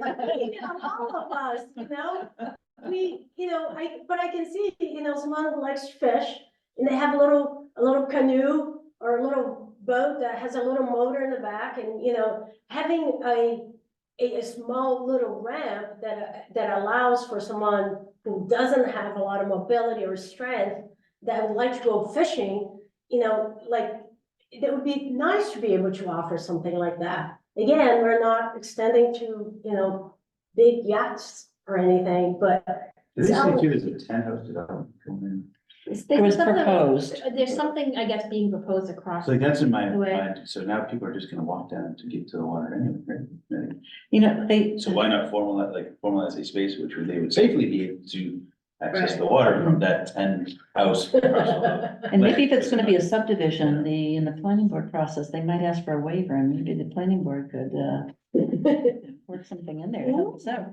yeah. Anyways, It's, but you know, yeah, they made the comment last night about how if that development goes through, then it increase the runoff onto the property because they said it was a drainage, but that's not the case anymore. Laws have changed. Stormwater management is a requirement of every development, and any new development is required to do with their own stormwater management on site. Right. So that was a misstatement last night. One of, Yeah, one of the many. yeah, I mean, so, you know, you wrote a lot of notes, because I was, You texted me, Anita took a lot of notes. yeah, but you know, so we do have a group of people that are very vocal and willing to say whatever they can say that with very little consequence. If you have notes that you'd like to share some of your thoughts to the select board, that might be worth for them to, You know, at the end of the day too, I think if for some reason it doesn't come to fruition from parks, staying on the select board to do something with this piece of property to make the access that we should have, reasonable public access. I think that's gonna be important too, because again, and it was said multiple times last night, that property is town property. That it's under the care and control of just a different board right now, one that doesn't typically run a park. Doesn't make sense for them to necessarily run a park either, but they certainly could. They run the gazebo area. you know, they could certainly do something there and. So, yeah, I was just, That was I got- my thought last night. was Yeah. to go, like, we would, as. I mean, that The was, select board to do something. that would be an appropriate role for us to just, you know, to support and remind the Board of Selectmen that it's something that should be considered. If we're not able to move ahead with it as, you know, had been discussed by the ad hoc committee, Right. don't give up yet. Oh, no, thank you for saying that. Okay, so, we don't have any committee updates from open space? Because we haven't had a meeting yet? well, you're open to, do you mean master planning? No, committee updates, open space committee. You're, I don't have any oh, updates. okay, so, on the, Question. on the master planning side, there is, on the master planning side, on February first, there is gonna be a series of meetings, I believe it's 4 to 6 and 6:30 to 8:30 at the senior center. Right. They're both sessions are the same, but, we thought by having an earlier one, we'd be able to bring in maybe some of the folks that aren't comfortable driving later at night or whatever, so, and those are gonna take place at the senior center, and over under will be there with their, similar, it should be similar to the last one. So just a charrette style. Yep. Yep. Yep. I'm planning to attend the afternoon session. Awesome. Oh, that's, that smokestack was great. I saw the last meetings, and Debbie Lincoln brought up something about gathering spaces and do you know if they have had, what kind of feedback they're having for, you know, open space, accessibility, parks? For with that, no, we haven't really, we're still very much on the surface of, they're over under still collecting all their data and, you know, that sort of thing. Okay. You know, I'm not sure it's kind of, I don't know, I'm not sure what Deb was looking for is gonna necessarily come out in this plan. I mean, I'm sure, I would think that there's gonna be, you know, some mention of the need of some of this stuff, but it's not like they're gonna go into buying like the locations type thing. You've seen the map, No, I haven't seen them before. reading that. Because, you know, I struggle, so one thing about the master plan, and actually, I'm gonna bring it up on our next open space committee meeting, is, you know, my perspective regarding Lunenburg and the use of open space in recreation is, we have this, that we are this nice rural community with farms. But the reality is, we are turning to a very well-built suburban town. And, Third fastest growing city in the state. yeah, and to have this romantic idea, that's where, you know, Deb's comment kind of went with my thoughts. You know, to have this idea that with this nice farming community and not fully acknowledge it's happening and not planning around. Because I think some of that planning needs to happen even at the planning board level on zoning, like, you know, they built the, what is it called now? Arrive Lunenburg. They don't have parking, sidewalks, you know, the accessibility for people to get anywhere. You know, sidewalks is such an important thing. And it's a lot of things that I feel like we're not thinking about it because we keep thinking we are a farming community, you know, small farming community. Wanted to retain that rural character. Wanting to retain that and no matter what cost, but it's really like you can't stop capitalism. You know, we do live in a capitalistic society and I just hope they can, some of these things are, and we are realistic about it, you know, places together, I think was Debbie's, we don't have that. I don't know if I necessarily agree with that, but yeah, I fully understand what you're saying. I know what you're saying. I think that there is, you know, it's, if I go back to that comment, I know which one you're talking about, the, you know, oh, we used to have the land in front of the high school. We actually still have the land in front of the high school. It was repurposed to a field. You can use the field. It's green space. You can certainly use it. We haven't lost any we haven't lost any grass areas in the center of town. We've actually gained because now we have the big grass area of the primary school, the old primary school.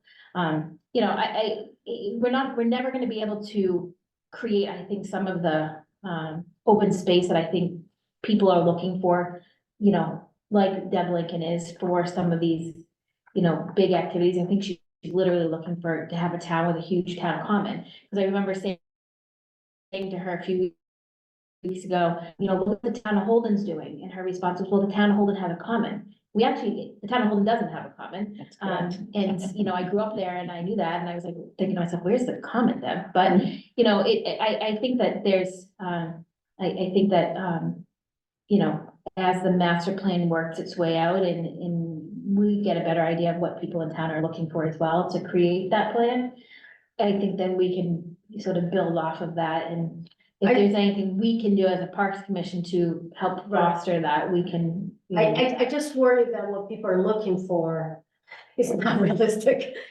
You know, And it might not be, and it certainly might not be. I would think that, you know, I can't imagine an unrealistic master plan. I think that the people that are on that group have pretty level heads of right, what we can and cannot do and what we have for availability and, you know, that we're never gonna have some massive town common in town unless somebody's willing to, you know, take down TC Passios and create one right there. We just don't, we can't put land there. I mean, we can't. Right.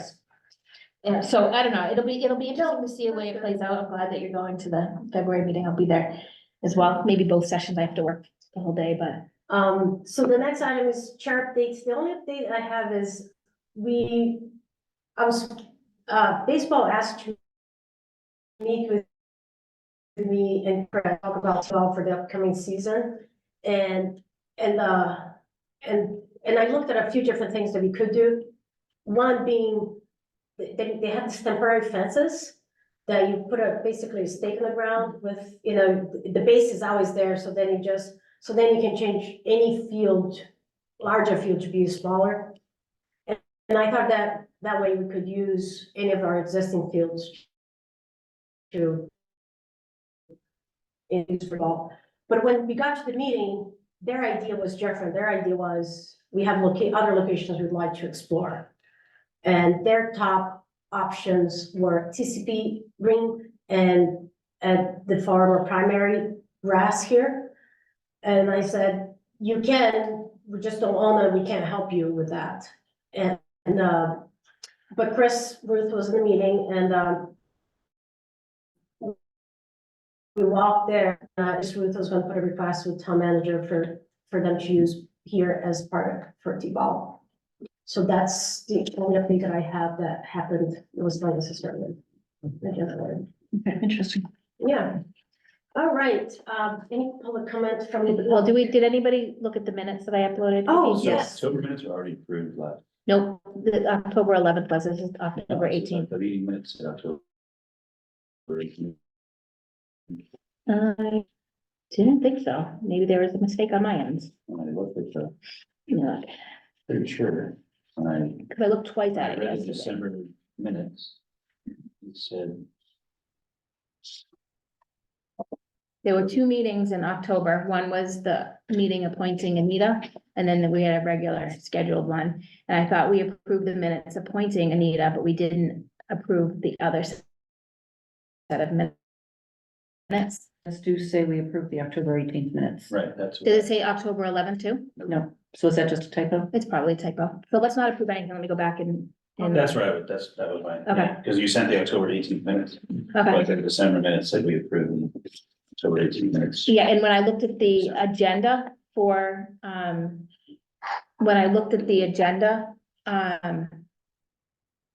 we had October 11th. Minutes down, or at least folder, I had that, so let me go back and look. It could have just been a typo on the woman that does our minutes. And she might have not realized, because I didn't have her do those October 11th minutes or whatever it was, I did them. So she might have not realized that that's what. Yeah. We were talking about, so. Okay, any public comments from the public? You always say real quick, it's never quick, Dave. Less than 4,000 words. What time is it? Yeah. Just a quick update on the subject that I brought to you the last Maybe that was meeting. please do. They passed the 56 wedding. I can't believe I didn't do that. Seriously, I was waiting. Yeah. Last night at the Board of Selectmen's meeting, they signed off on a application for a grant for the Historical Commission, which will give them funding to continue something that was started, I believe they said 10 years ago or so. But you guys were a part of that meeting. I don't know if you were there for that. It was later in the meeting. And that's an inventory of historical sites in town. It was being done by volunteers and, you know, pieces of it got done, but it was never finished, including the cemeteries are not on the list of historic places. Also listed in the letter that came along with that to the Board of Selectmen was all of Marshall Park, including specifically the cave. So the Historical Commission is going to be sometime in the near future moving forward with documenting all the historical locations in town and getting those on the historical register or whatever it requires. What that does from my research going forward is once they're identified and get onto that list, then there is funding available through the Mass State Historical Society, historical grants available. And the one I was specifically looking at was for stone structures. So stone walls, the stone underground vault, and there may be other stuff at Marshall Park that's identified that will be available, you know, appropriate for grants. And my discussions with the Historical Commission are going to continue in the February meeting as to specifically getting the documents required to get the cave on the list sooner rather than later, because this inventory is going to take a while.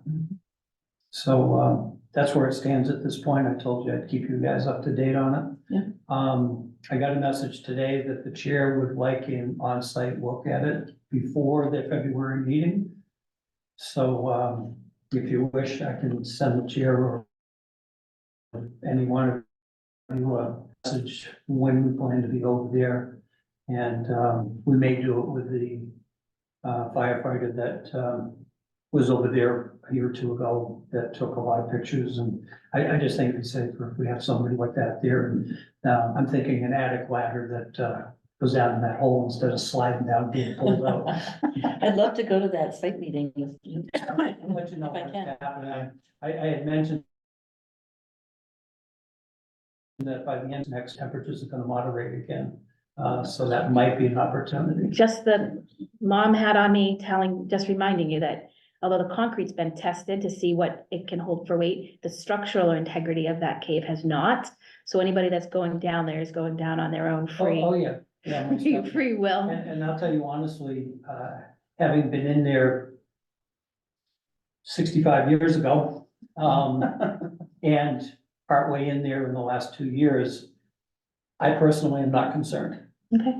But, and I just want to make the point that anything that is brought forward on a plan to reconstruct anything that's been destroyed by DPW over the years, trying to block access to that, will only strengthen that structure, because the walls that hold that, portions of the wall that hold that concrete pad up were destroyed by the back.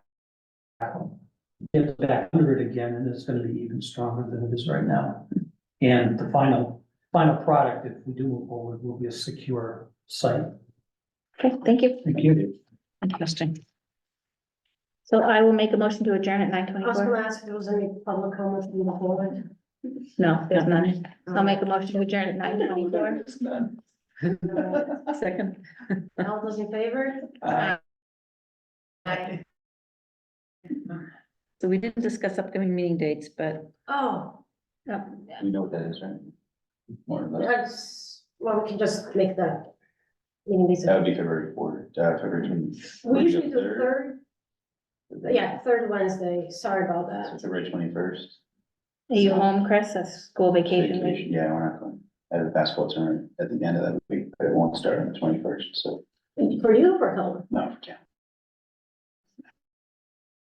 All right, I'm like, I want to see play basketball. No, you don't want to sleep. You wanna see him play, cribbage? I want to, I want to see him play soccer, so the meetings were. He Split? he started role with his, with a back cap. We could just, we could all just get together for it. We, Do you need this copy back? I don't care.